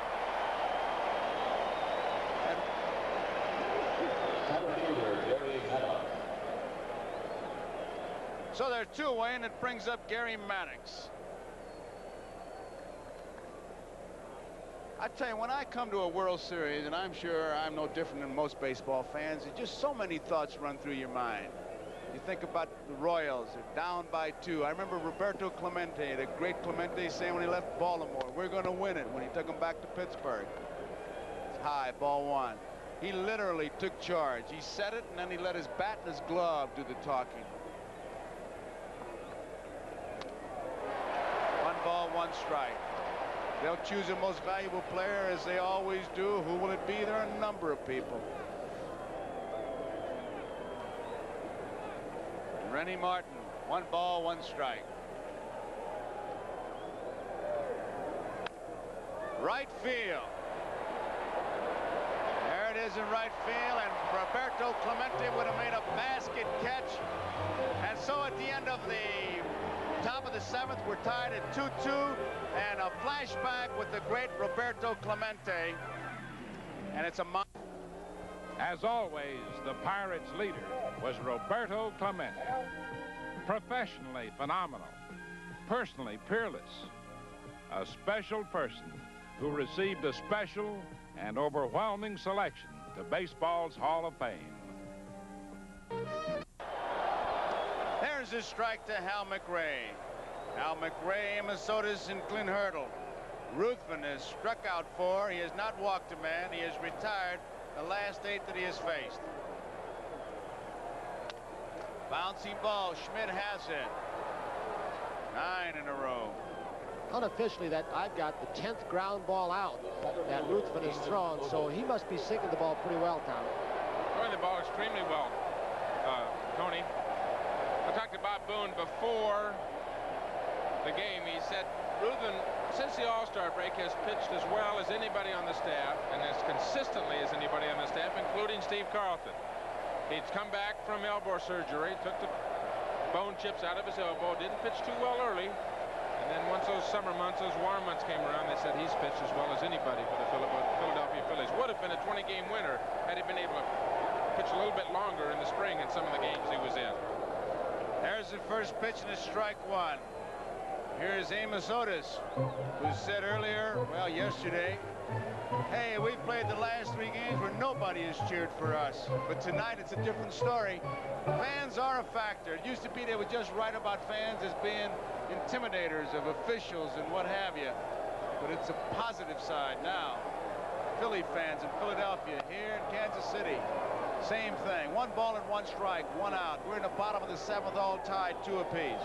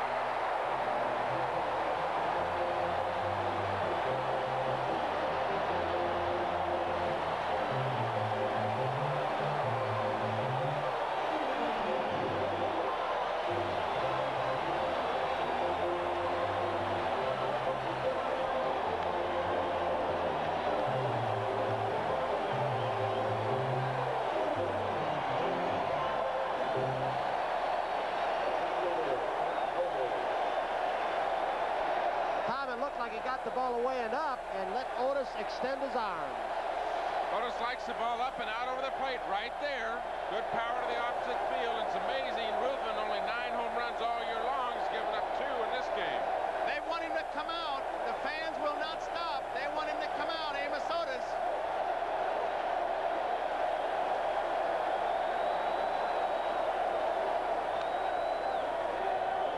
One and one to count on Hurdle.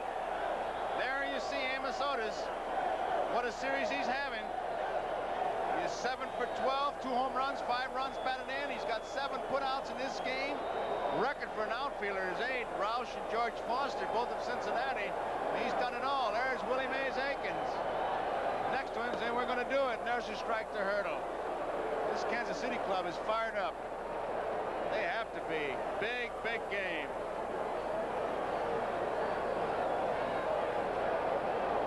Lose this one, you can almost hear the hammer hit the nails on that 4th one.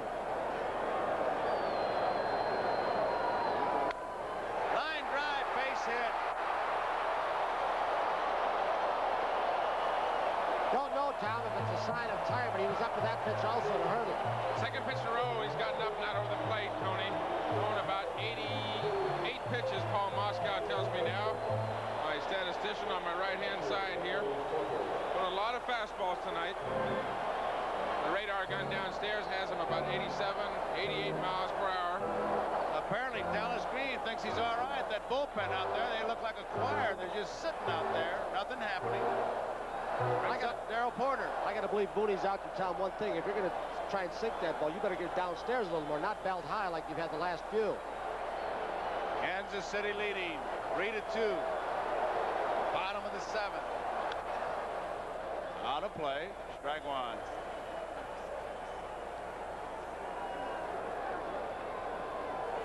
Home run by Brett. Home run by Otis. A triple and a single. The extra base hits.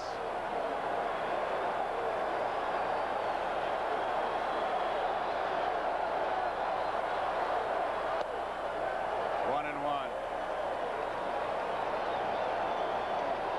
Ideally in this situation, Tony, you try to keep the ball away from Darrell Porter and hope he tries to pull it. If he does pull it, he put it right on the ground to the second baseman, Manny Trillo.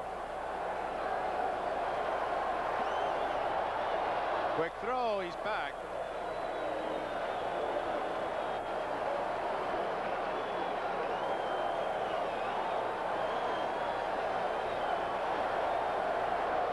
There he goes. It's fouled out of play. Hit and run play. They try to stay away from the double play. Too many times people think of the hit and run play as an offensive play where it's a first and third situation, but it's really a defensive play as far as the offense is concerned. I don't want to get that involved, but you want to stay away from the double play. That's what that's the purpose of the hit and run play. It's not to make a big inning, it's just to keep an inning going. Hurdle, a likely guy to try and send in the steal situation. He doesn't run that well, about average. Trying to open a hole in that infield.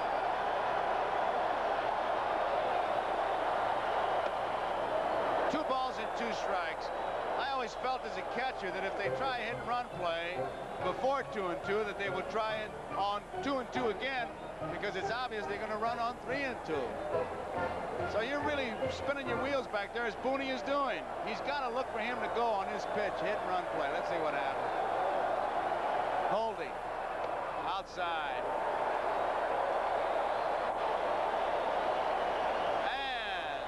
Porter in a tough situation.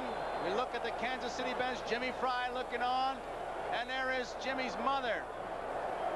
She looks pretty calm. He looks pretty nervous.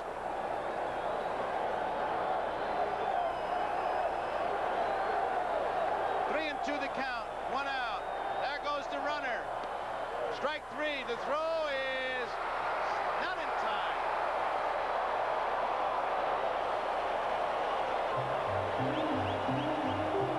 Stolen base for Hurdle. He goes 3-2 breaking ball on him, doesn't he, Tom? And he got it upstairs. Booney comes up throwing on those bad knees. Larry Bowa thinks he got a piece of him. Here comes Hurdle, Dutch Rennert, moving into perfect position. He's got it. Second time in a row that he's gone to 3-2 and thrown the breaking ball. A good throw. If Booney got off a real good one, I think he'd have had him easily. He did tag him, but I think his foot was on the bag. That replay showed that it was really strictly a hit-and-run play because he was trying to find the ball. That's his first stolen base of the season for Hurdle. Well, UL Washington, the batter, he was really looking back. Not only that for Hurdle, it's his first attempt at a stolen base according to the official records. He may have been involved in hit and runs. There it is. He got him on the right hand, but as Dutch Rennert points out, he had his foot on the bag. UL Washington has hit the ball hard twice. Fouls this one out of play. Maddox in center field plays him in left center, and the first time up in the third inning, he had a line drive right at him. There you see the defense. And then the next time up, Maddox was playing right where he is right now in left center field. Washington hit it in right center field, but his great speed, Maddox was able to make the play. One strike. Two outs. Bottom of the seventh. Kansas City leading 3-2. Willie Wilson on deck. Fastball is high. Home run by George Brett in first, triple, single, fourth. There is Willie Wilson, you saw him on deck. Triple by Akins, a single by McRae, and a home run by Otis here in the 7th inning, the 3 runs. Schmidt, a big home run for the Philadelphia Phillies. They got their other run in the 2nd. There's Amos Otis, who hit the big home run. Joe, as an infielder, you should have just one thing in mind in this situation. With 2 outs and a very important run at second base, you might move a little bit deeper, jockey back and forth to hold the runner close if you can, but play deep, and you've got to knock the ball down. You got to prevent that run from scoring. 2 outs. 2 balls and 1 strike to count on UL. High, 3-1. Tony, your comment is exactly right. I think Ruth is getting tired, throwing a lot of high fastballs. Dallas Green has double action duty going down in the bullpen down there. Bobby Wine, Herb Starrett, Dallas Green to the left of your screen. Phillies bench, they're down by 1. 3-1 pitch. It's pop foul. Schmidt near the stands. He'll have a play. He makes the play. So that ends the inning as UL Washington fouls out to Mike Schmidt. And Amos Otis, the hero of the day, there he is, his home run to right field. Broke the tie at the end of 7 complete innings. They officially some 40,000. About 2,300 real skinny people in here, I'll tell you that. Manny Trio, first pitch, left field, down the line. It is out of play. Trio scored a run in the 2nd inning. He doubled in the 3rd inning, hit into a double play in the 5th.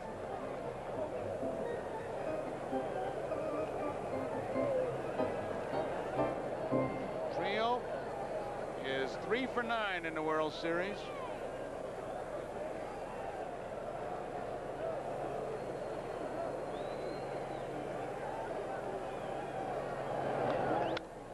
Popped up. High fly ball. Willie Wilson says, I'll take this one, Amos. 1 out. Otis has been a busy man. If Otis would have taken that, he would have tied Ed Roush and George Foster for putouts. Roush had 8 of them in 1919, George Foster in 1976.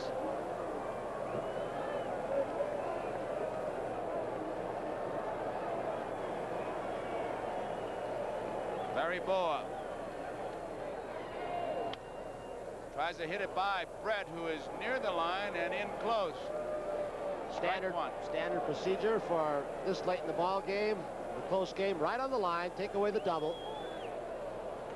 How many times does an infielder do that to bait the guy, Tony? You mean stay that close to the line or come in? Come in. Yeah, he may come in where the pitch is on the way. He may back up. So you take that bunt away from him when he sees you, because most hitters from the left side who can bunt like Bull, they look down at that third baseman. When they look away to pick up the pitch, you might sneak back. 1-1 pitch. Strike 2. Just as Brett, and you saw him guarding the line, Willie Wilson in left field guards the left field line. Here's a good look at Martin's curveball, and they say that he's got as good a curveball at times as Bert Blyleven, who's over with the Pittsburgh Pirates now. And then that, Tony, that's a downer. That goes straight down. It's an optical illusion. High chopper, going to be a tough play. Larry Boa, safe.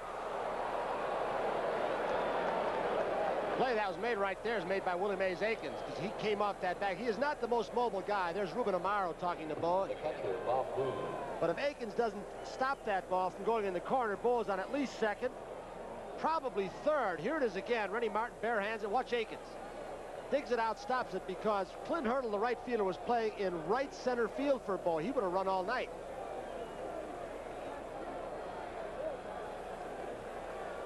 Here's a view from the right field camera. Akins making a very good play on that. Boa definitely would have ended up on third base. That was his third base hit of the night, 3 for 4. They had a hit and run combine going last time with Boone batting. Boa, a good lead, 1 out. Holding outside. Ball 1. Now here was the count that he went last time. That's the kind of thing that you try to clock. Remember it. Put in your own computer and say, hey, he ran on the second pitch. You see. Both bullpens with a couple guys going right now. Holding. It's a strike. Philly bullpen, Ron Reed on the left, Warren Brewster on the right. Reed gave him a good, strong inning in game number 2, struck out 2 of 3. 1 ball, 1 strike, 1 out. 3-2, Kansas City leading. 8th inning. High.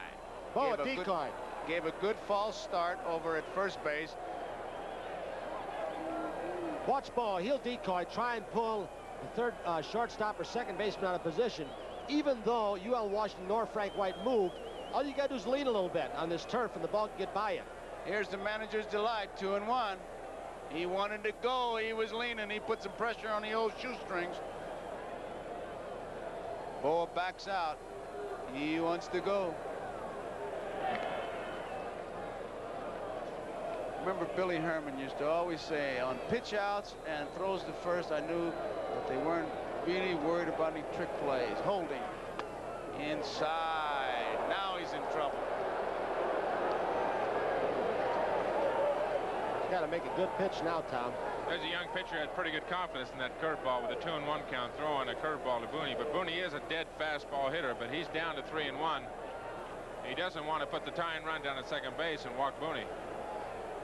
3 balls, 1 strike, 1 out. Boa lead. There he goes. Center field. Amos Otis will tie the record with that catch. There it is, his 8th put out.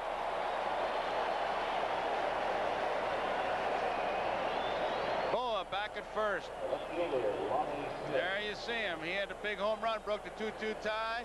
He just goes into the record books along with Ed Roush of Cincinnati and George Foster of Cincinnati.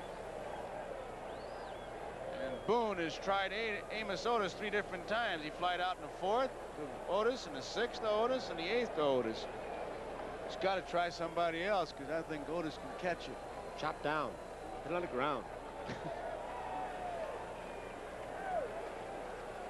Lonnie Smith. 2 for 4. It's a strike of curveball.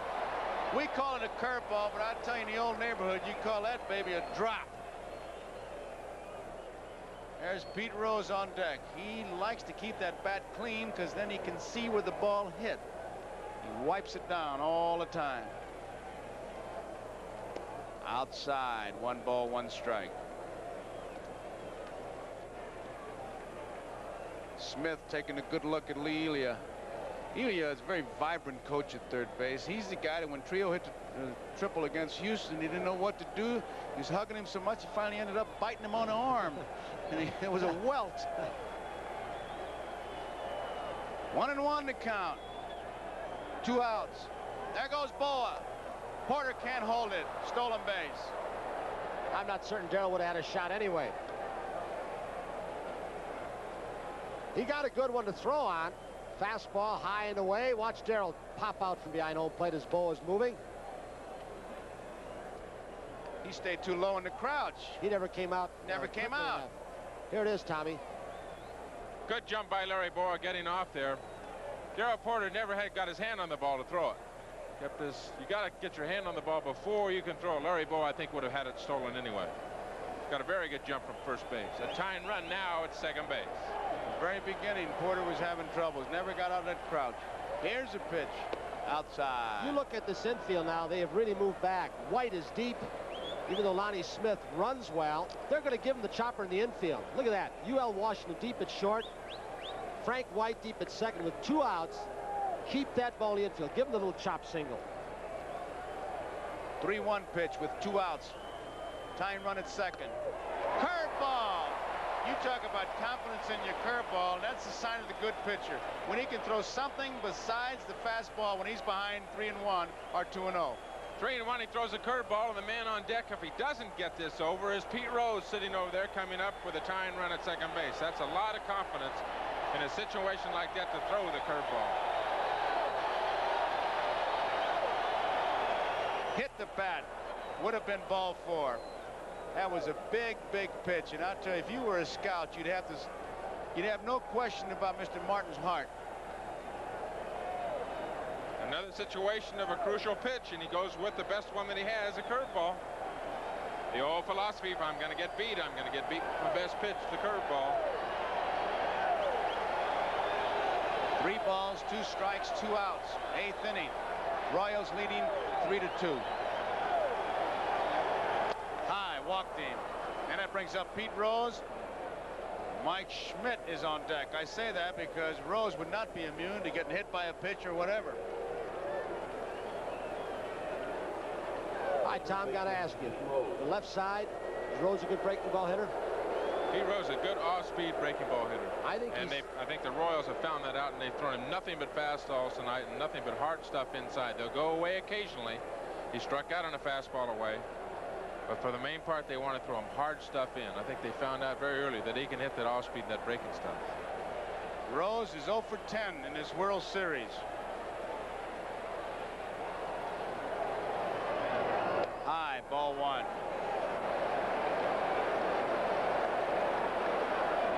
Two outs. Smith is on at first base. Boa is on at second base. Good speed on the bases, and they'll be off with the crack of the bat.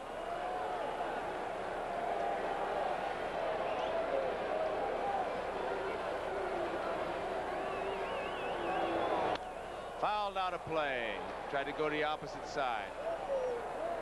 1 ball, 1 strike, 2 outs. Pete Rose. I guess everybody knows how durable Pete Rose has been. He played all 162 games in this season, all the championship series games, but I got to believe, even as strong as he is, his bat has slowed down late this season. That's why you see him choking up so much too, Tony. That's the first time I've seen him choked up that far. It was the first year in my career that I've seen him choke up so far. Line drive, there's his first base hit, and here comes a run across Boa. Smith heads for third, and we're tied up once again, and Mike Schmidt is the batter. Rose is not going to use that bat again because you can hear it shatter all the way up here. High and tight, it looked like, Tom. Pete Rose is the one guy that was out here taking extra batting practice after the Phillies had gone in yesterday, working on hitting the ball to right field. Looked like he was trying to feed that ball out to right field. Another look at Rose with another angle. You can see how much he's choked up, turning that top hand over, pulling the ball to right field. Tom, when you jam a guy like that and get it up, you can loop it to the outfield. But if he makes the pitch down a little bit, chances are that might have been a ground ball. It may have sneaked through.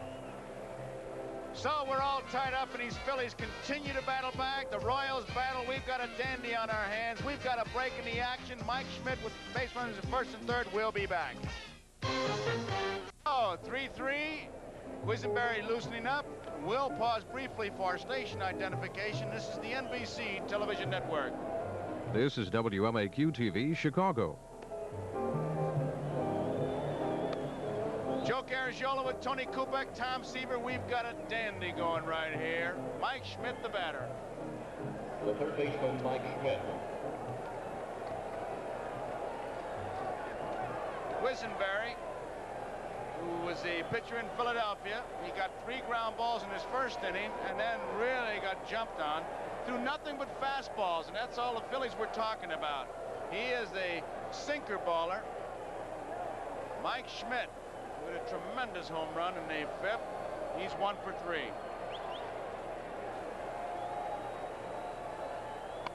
Bunts it down the third base line, foul. How do you like that?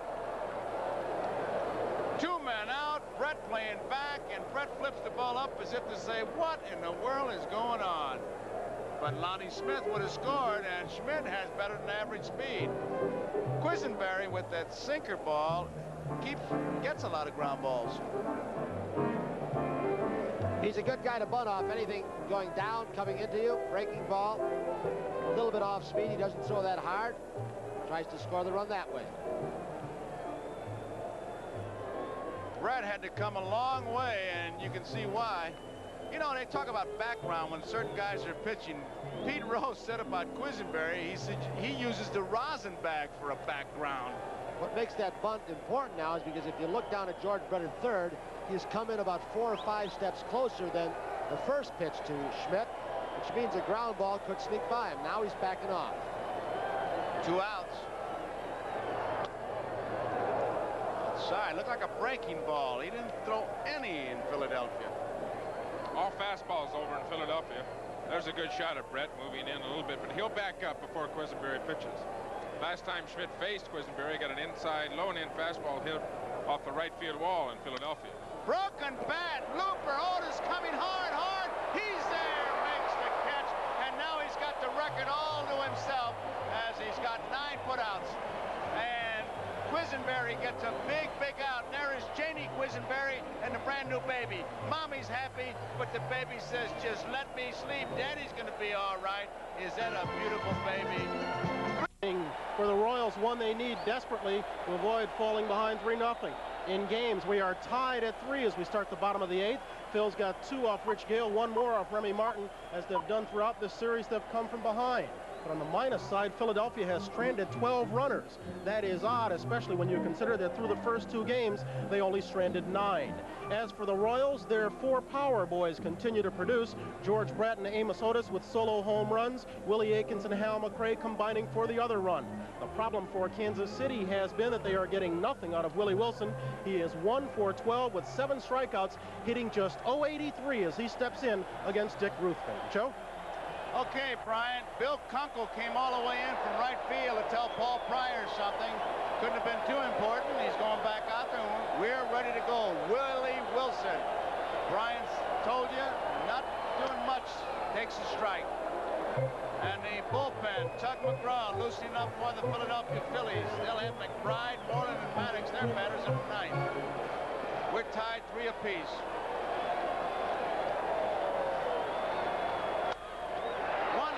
Boa has it. Quick throw. Wilson is out. Second baseman, Frank White. 1 out. Frank White is the batter. White bounced out twice and struck out.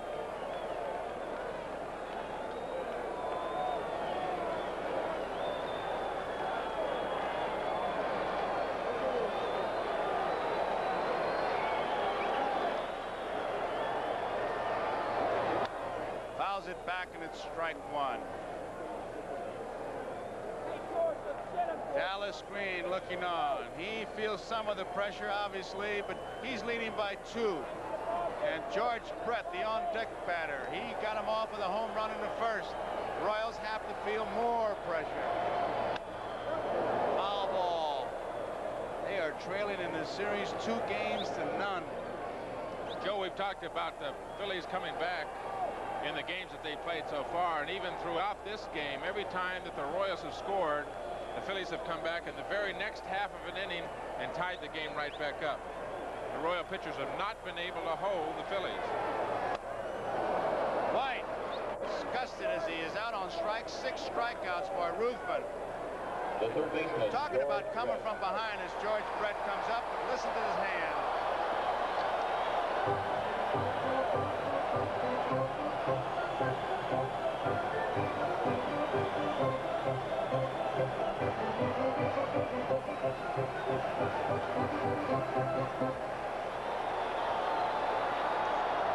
George Brett, he's the man for these fans who dresses in the telephone booth.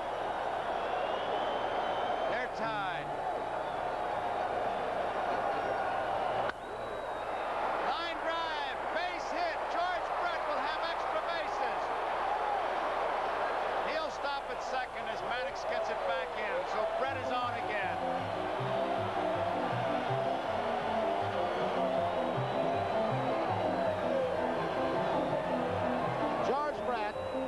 Upstairs again. I think Brett and Rod Carew in the American League get the good part of the bat on the ball more than any others. Brett ran very well from home plate to second base. Gary Maddox with him. Ball in quickly. Brett, a double in the 1st inning, hit a home run. And that really got these fans going. Here it is. Off-speed pitch. Off-speed pitch from Ruthven. First time up today. Got it down to the strike zone and low. George waited on it well. Brett, there he is. 5 for his last 6 times at bat. Side, ball 1. Minor surgery yesterday.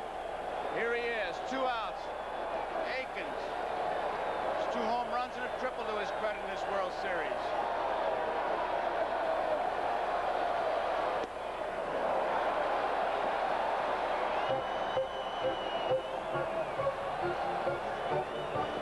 Two balls, no strikes.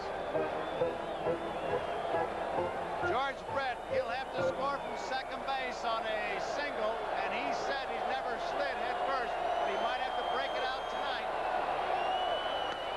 There's a strike. He told his manager when he took himself out of the game in Philadelphia, I don't know if I can score from second base. And that was enough for Fry. There you see Dallas Green and the Phillies. We're in the bottom of the 8th. Fry and his coaching staff. How's he get it? 2 balls and 2 strikes on Aikens. The Phillies, talking about coming from behind, had only 6 come from behind wins in September. They've come from behind to win all 5 times in postseason play. They've come from behind to tie it. Now the Royals have a chance to break it, and this crowd is reacting.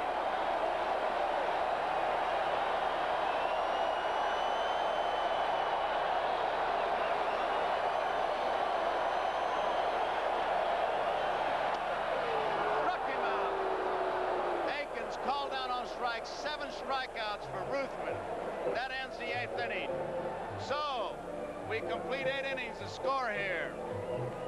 The Philadelphia Phillies, as we look at this, looks like a fastball. Fastball on the inside corner, and he really set that up beautifully, Joe. Off-speed pitch before that, came back with a fastball inside. Here's Brett's reaction, saying exactly what's happening, communicating with his coaches on the strikeout. Aikens doesn't even swing the bat. And George just a bit disgusted. Disgusted in the fact they didn't score.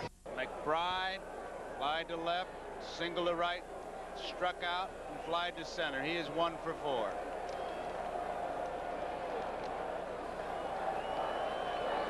Brett in close at third, Aikens back at first.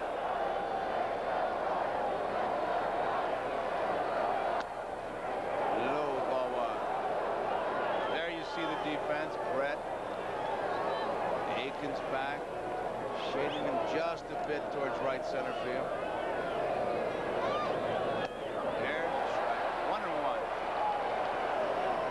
Quisenberry, as you know, had a rough outing the last time out in the championship series game, but Bill Kunkel, the man in the right field line now, was behind the plate that day, and he said that Quisenberry, and it was a guess, was throwing 12, 15 miles per hour, less hard than he ordinarily does. Kunkel's had him a lot this season.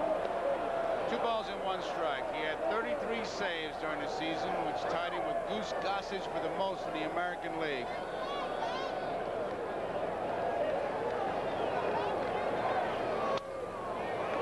Can't get it. Base hit left field.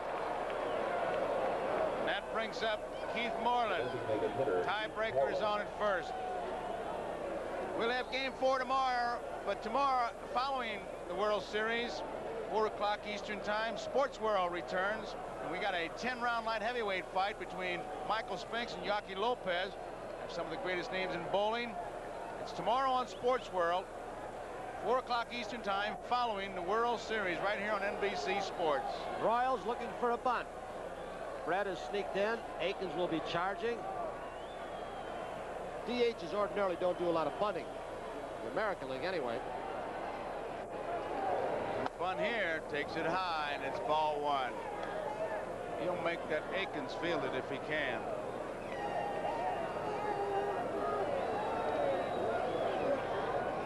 Crowd just buzzing. We're in the 9th, nobody out. There's Brett. Here they come. High, ball 2.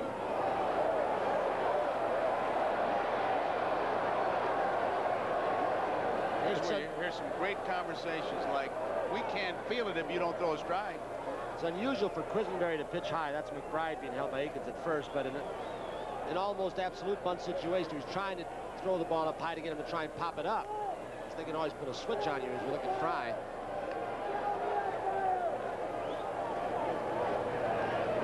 There's his strike.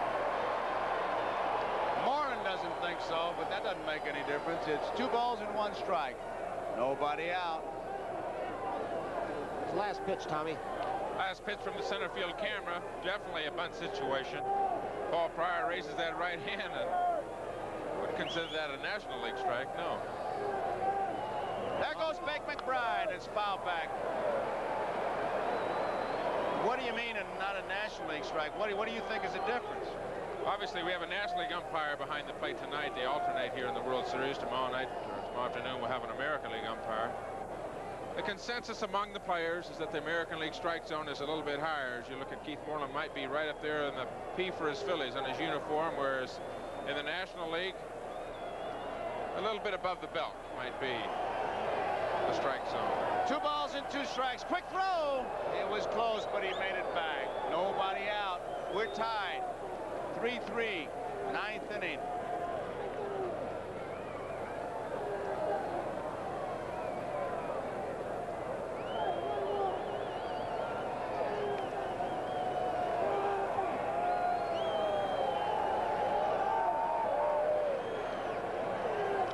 Back in time. Bake McBride. 13 of 23 stealing.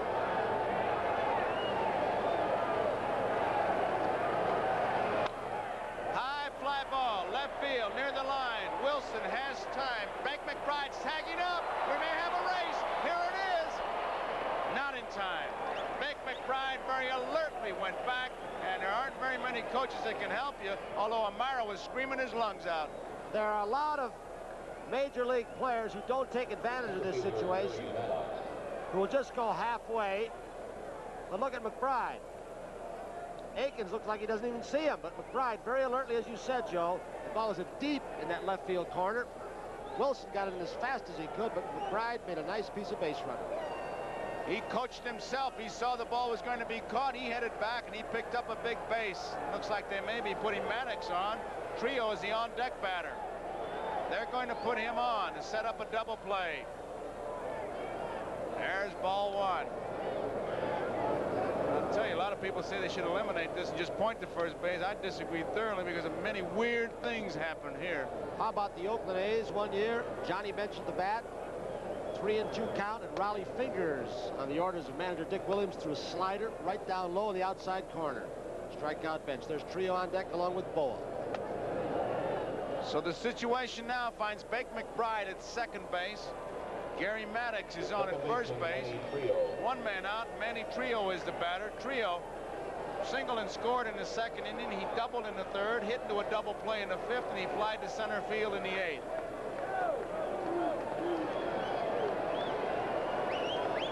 Now's the time that Quisenberry has to say to himself, if the ball's hit back to me, I throw it where? Obviously second base. It's basic and all that. They want the rosin back. Time is called now. Quisenberry also wants to know to whom he should lead, so he's already communicated with UL Washington White who's going to be there to take the throw so he leads the right man.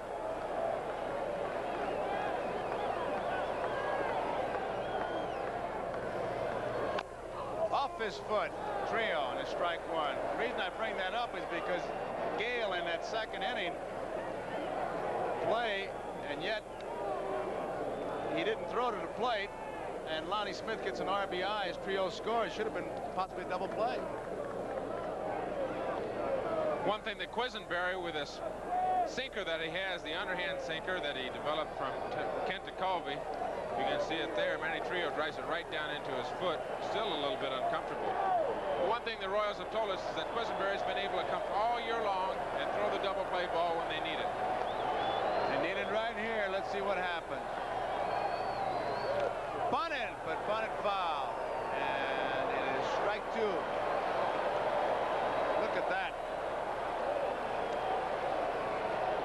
Don't know what she's doing, but she may be going right to the top. It looks like Manny Trio's wife, Maria. I don't know who the lady was.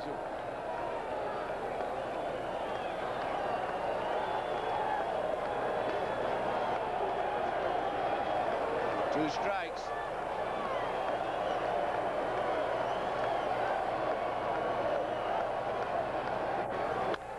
High chopper, Willie Mays Aikens to Quisenberry in time, and Bake McBride had some ideas, but Quisenberry very alertly faked the throw and drove him back.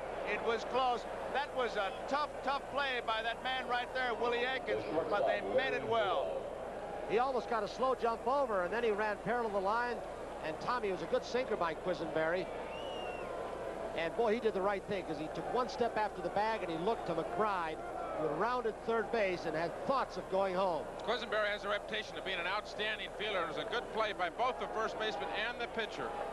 Those basic fundamentals that you work on pay off all year long. Quisenberry works very hard on the fundamentals and just did get Benny Trio by about 10 inches is all.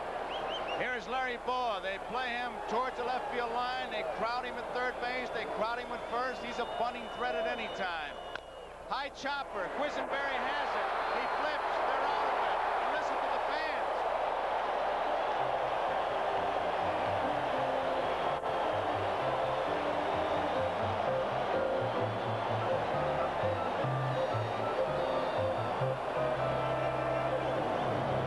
So we go into the bottom half of the ninth inning. We're all tied. And the Phillies go. Bottom of the ninth. Hal McRae leads it off. Have left 14 men on base. Outside.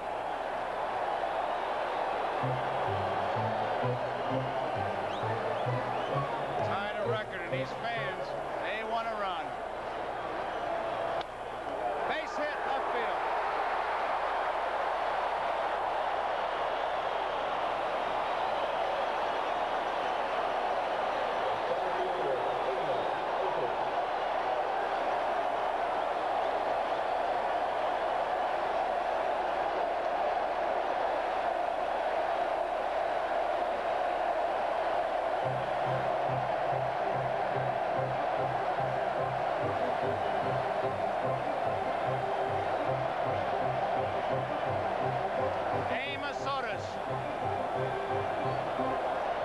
Time up in the seventh. Here's what Amos Otis did. He got a fastball out over the plate. He had a home run toward right center field. Off Lukeman. Now it will be interesting. A left-hander is throwing. McGraw's back up in the bullpen for the Phillies, and you've got Otis up. Looks like a bunt situation. Then two left-handed hitters, Hurdle and Porter. McGraw. There you see Tug McGraw throwing in the bullpen. Whether Bob Boone went out to the mound there to stall for a little bit of time. Tug was not throwing at the beginning of this inning. Ruthin has thrown only 112 pitches so far. And whether he was stalling, Boone was stalling for a little bit of time. For Dallas Green, we'll find out very shortly. Certainly a bunt situation.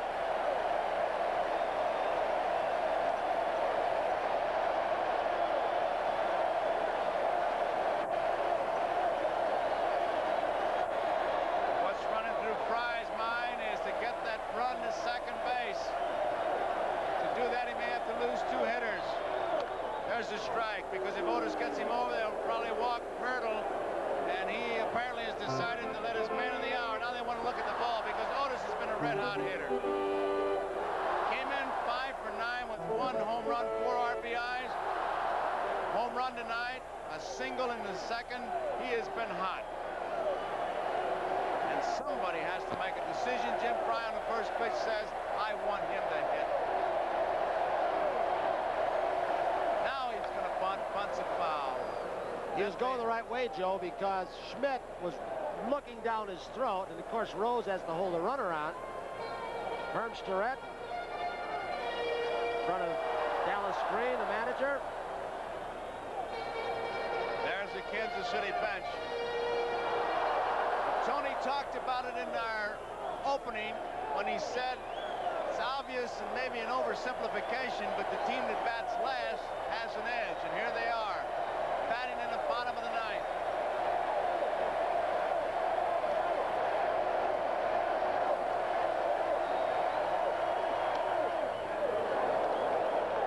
One ball, 2 strikes.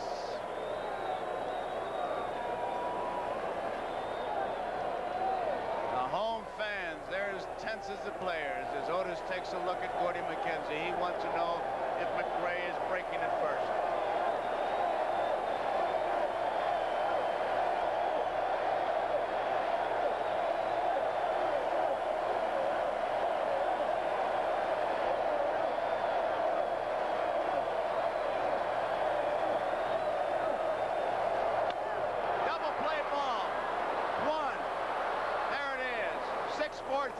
McRae really tried to take him out, but Trio was long gone. The ball was hit too hard right at him.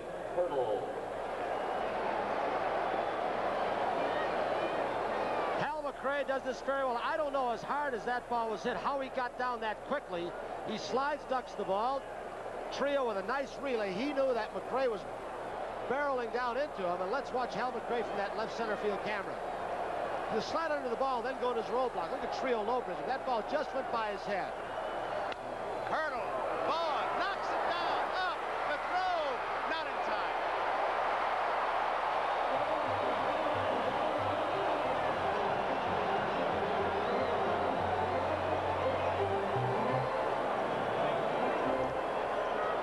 This is a great play by Larry Bowa, saving the ball from going into left field. I doubt if it would have made any difference. He just doesn't quite have as strong a throwing arm as he used to. I'll tell you, 2 or 3 years ago, Larry Bowa would have thrown Clint Hurdle out at first base. And he's hurt. When he dove, Tommy, I don't know if he landed on his left or right shoulder, but he jammed one of them, his left shoulder, it looks like.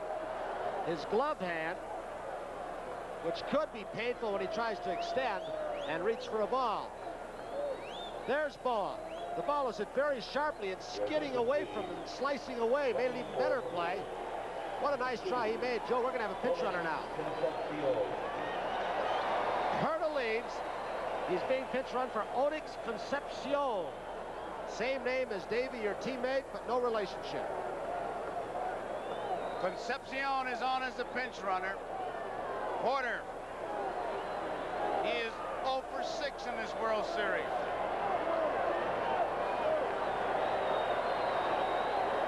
Concepcion down on first base because he has good speed and steals, but, well, we'll see what Jimmy Fry wants to do, but with Porter up, you wouldn't want to take the bat out of his hand with that hole open.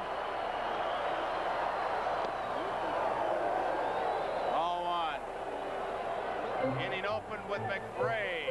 Single and a double play ball hit by Otis.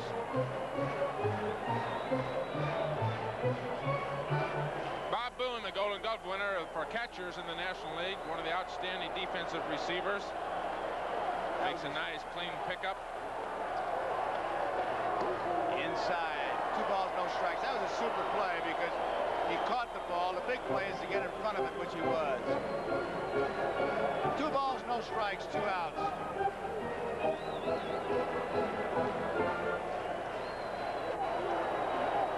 Bottom of the 9th, tied, 3-3.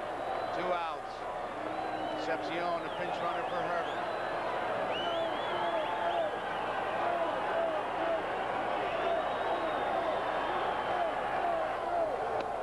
Didn't get it. 2 balls, 1 strike.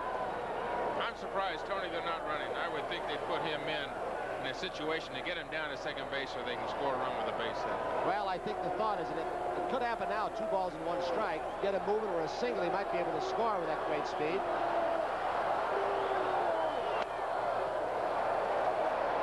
Balls and 1 strike. Manny Trio at second base is literally playing a short right field. He's about 10, 15 feet behind that line is drawn. There you see him. He's way back there. Look at that. He is deep. He's playing Porter to pull. He just gets more range from there. The outfielders are back to cut down the alleys. High fly ball. Big McBride should have no problem. He doesn't. So that ends the inning. We have extra innings. 1980 World Series. We're going to extra innings to try to decide this issue. As we start the 10th, we're deadlocked at 3. The Royals have made a change. Jose Cardinal moves to right in place of Clint Hurdle. The pinch runner was sent in for in the bottom of the 9th. For the Royals, they've got to be bemoaning the loss of that run that Rich Gale had. Bases loaded, 1 out. Early on in the ball game, let a run score when he could have turned it into a double play. And as for the Phillies, as they come up in the 10th with Boone, Smith, and Rose, they've got to be wondering, Joe, about those 14 base runners they've stranded, and that set a record, as you said earlier. They have to be thinking about his right, Brian, as Boone takes it, and it's 1 ball and 1 strike. Cardinal in right field, placing Hurdle. Boone tries to bunt, misses it, 1 ball, 2 strikes. Boone walked in the second and then flied out to center field 3 different times, so he's 0 for 3. There you see the on-deck man, Lonnie Smith. Pete Rose will follow him. There's a base hit by Bob Boone. 1 ball, 2 strikes, and Otis is up with it, gets it back in a hurry. Tom Quisenberry's thrown very few of those fork balls. That's looked what that was, or was it a breaking pitch? But he got it up again. He's thrown basically fastballs. Either the slider or the forkball, I don't know which it was. He threw 2 pretty good fastballs to him, and then he throws something else, something out over the plate that he could drive to right field. Didn't hit it real well, but certainly enough to get on base. The thing that will drive a pitcher and drive a manager crazy in a game like this, you want to get that first out in the inning. Takes the bunt away, sets up the double play to get you out of an inning. You let that first hitter get on, you start digging yourself a hole. And we've got a pinch hitter coming up, Greg Rose, an excellent bunter. And that's one question Jim Frey will have to answer in the post-game interviews, win or lose, why he didn't bunt with Otis in the 9th inning, because the second guesses will be flying over the body. It is outside, ball 1. Well, 5 of the last 8 games, all postseason games, Phillies have been involved in have been extra innings, so they should be used to the pressure.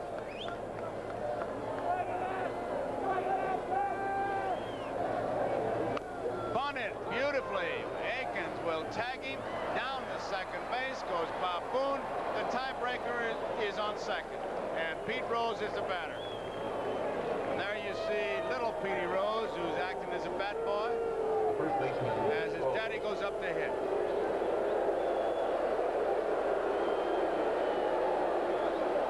Jim Frey. He's going to say walk him, give him 4. They're going to put Pete Rose on intentionally. Set up the double play. Mike Schmidt is the on-deck batter. It'll be up to Mike Schmidt.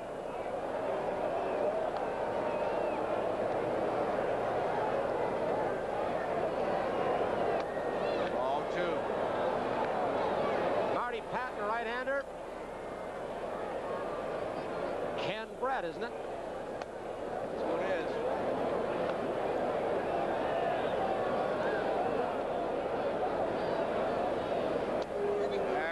Ball 4. So Rose is on at first. Boone is on at second. 1 man out. Mike Schmidt is the batter. He walked into first, flied to left, hit a homer in the 5th, hit into a force play in the 6th, and flied to center. Should show a little respect for Pete Rose. He drove in a big run in the 8th, broke his bat. Strict percentages by Frey, but he was only 1 for 11 championships, this World Series. Quisenberry against Schmidt. Boone at second. We're tied, 3 apiece.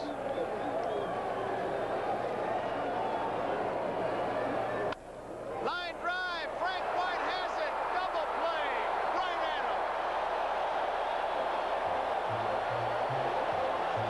him. The runners on first and second. 1 out, Mike Schmidt off Quisenberry, trying to drive the ball hard to right field. He does down and away, but look who's there. Frank White, winner of 3 consecutive Gold Glove from the American League, and he turns it into this double play to save the Royals and Quisenberry. They say he's got a knack for turning the double play. Quisenberry does when he comes in. A little unusual this time. I'm not sure that this is the way they'd like to have it, but they certainly do turn a crucial double play. Frank White made a beautiful play on Mike Schmidt's line drive. We've got some kind of a rhubarb going on. Bill Kunkel has come in from right field again. Paul Pryor seems to disagree with him because he put up his hands, I don't know, but Kunkel are going over to the dugout. He did this once before, and it looks like they're going to call Dallas Green out, and we'll get some information just as soon as we can. It's Kunkel. He's down the right field line in the American League, and Paul Pryor's behind the plate. He's the umpire-in-chief.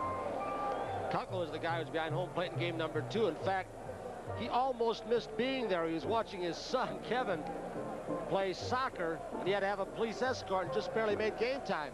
We will try and find out for you as soon as we can. Well, as the conference between Green, Kunkel, and Pryor goes on, we're going to ask Ron Luciano. You've been there. What's going on? Do you have any idea?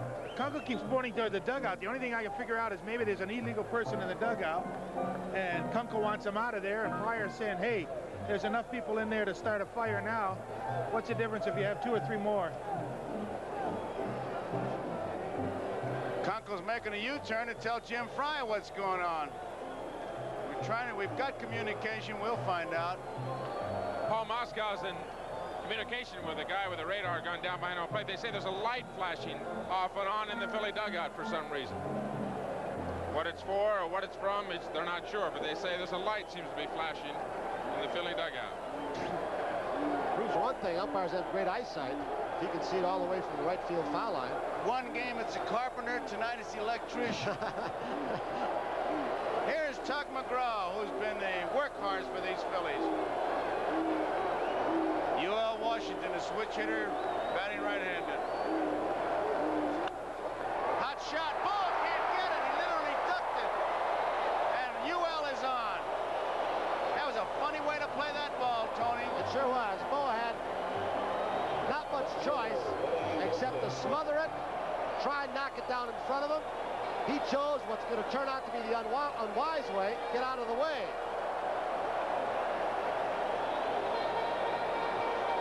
He's been a great player. I'm assuming it'll be scored a base hit because it was hit so hard and in between. He might have taken it off the shin bone or knocked it down, but he chose to evade it. He was handcuffed, and UL is on with a base hit. Here is Willie Wilson.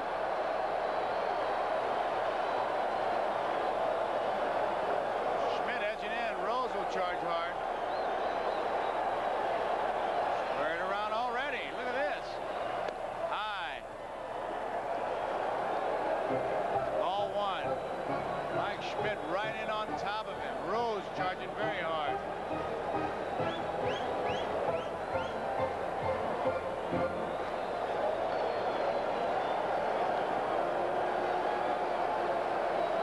Trying to get that run over to second base. They'll be using the bunt. Well, a good runner. High, ball two. There'll be no trick plays here for Fry. He's going to stay facing. And that's a tough thing to walk this fella. He went to bat 705 times. In fact, he makes no bones about it. He said, if I wanted to walk, I'd been a mailman. Walked 28 times only. The only other possibility of a bunt in this situation is a straight take. Make Tug throw another pitch. Might go 3-0. At least you're still ahead if you go 2-1. 2 balls, no strikes. Jim Fry. Bottom of the 10th. There you see Schmidt right in on top of him.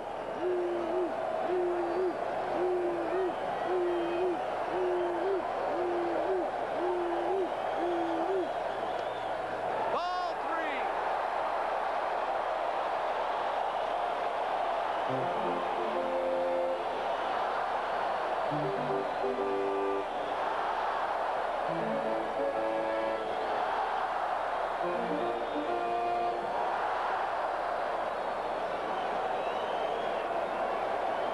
Willie Wilson, 3 balls, no strikes.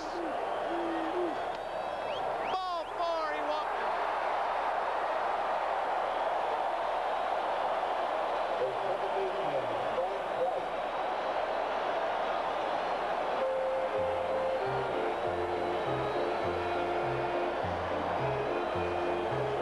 Tug got himself in a real hole in a bunt situation when Willie Wilson showed that he was simply going to bunt the ball. Tug couldn't throw a strike. Walked Wilson on 4 pitches. That one a high fastball. Tug couldn't believe it, but it looked high to me. Dallas Green and Jim Fry looking the situation over. Pete Lecoq really rooting him on because they've got base runners at first and second. Nobody out. White, Brett, Aikens coming up. And very simply, the Phillies can't afford to lose. Kansas City cannot. Well, Frank White up there to bunt, advance the runners. He is the best bunter on this team. He has led the American League in sacrifice bunts. He has excellent speed in UL Washington at second and Willie Wilson at first, and he runs too, but he's there to bunt. And watch the play at second base. If Washington gets a big lead, McGraw probably getting set with his signs once again, which would include a pickoff play. And Joe, a lot of teams use a lot of different trick plays, have the shortstop come over and the third baseman charge, but with Washington speed at second, that could negate any trick play. You've got to hold him close, and Schmidt may have to feel that ball. You want to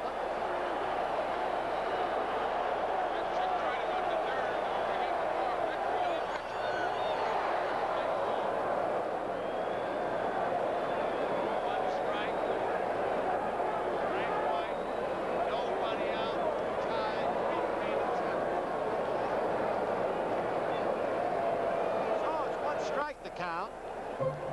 Nobody out. One strike the count. Frank White looking at his third base coach. McGraw's in a jam. Bottom of the 10th, there you see UL Washington. Pick off.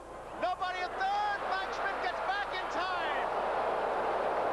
And UL Washington picked off at the most inopportune time of his life.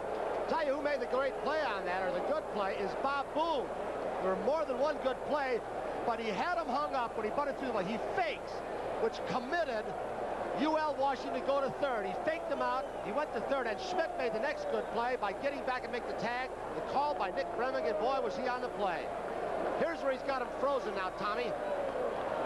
Schmidt made an outstanding play. Schmidt was moving in, but continued to check over his left shoulder the runner at second base.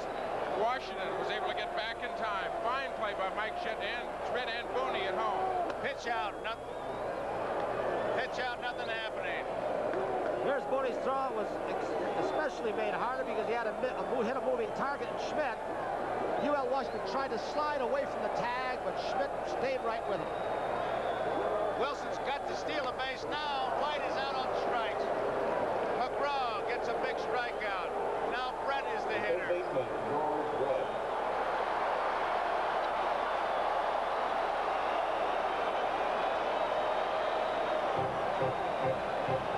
As a catcher, as we look at UL Washington, you think about that because once White missed the ball, UL took a step towards third.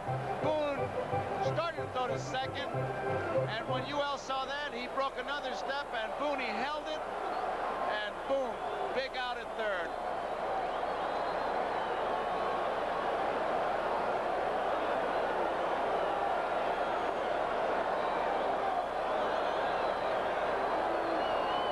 Brett takes a strike. Here's what you're thinking about now. If Willie Wilson steals with 2 outs, they'll walk Brett, their best hitter, to go against Aikens. They're going to have to nail him down to first base. Even if he makes it, it doesn't mean anything.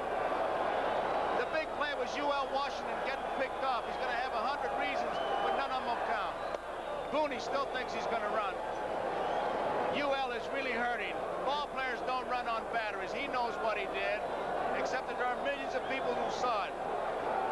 And that is not uncommon. You've done that, Joe, with a good bunter like White up. He bunts through the ball, and you get picked off at second.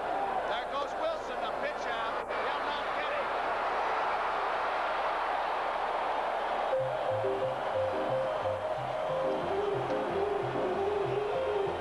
And right now, I imagine they'll take the bat right out of Brett's hand.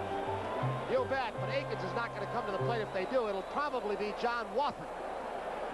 Here's the steal by Willie Wilson. It looks like Larry Bowen never gets to the bag. Willie Wilson's still in the base. I don't think Larry got in position to field the ball. He didn't throw, and if he'd gotten in position, I think they'd have had him. They do correctly. Take the bat out of George Brett's hand, which I don't understand. Jimmy Fry, as we look at Dallas Green and Bobby Wine and Amaro, Jimmy Fry knew that he was not going to let Aikens hit. He wants that runner in scoring position. He'll have to explain that move, but he is going to have to. Well, he's going to let Aikens hit, probably feeling that he'll take the screwball away from Tunk McGraw, and Aikens will get a fastball. The plays that they'll be thinking about if they should lose this game, Gale with the ball hit back to him, not going to the plate, and UL Washington getting picked off. You can rationalize all you want, but bad plays. They were bad plays.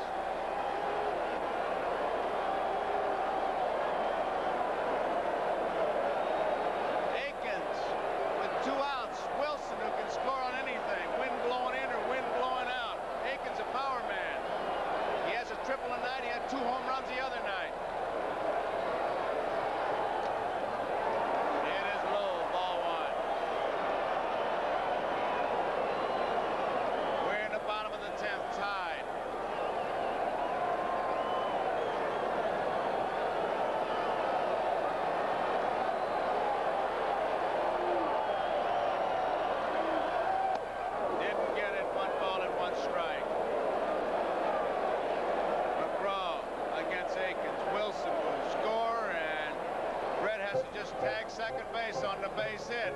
McGraw knows that.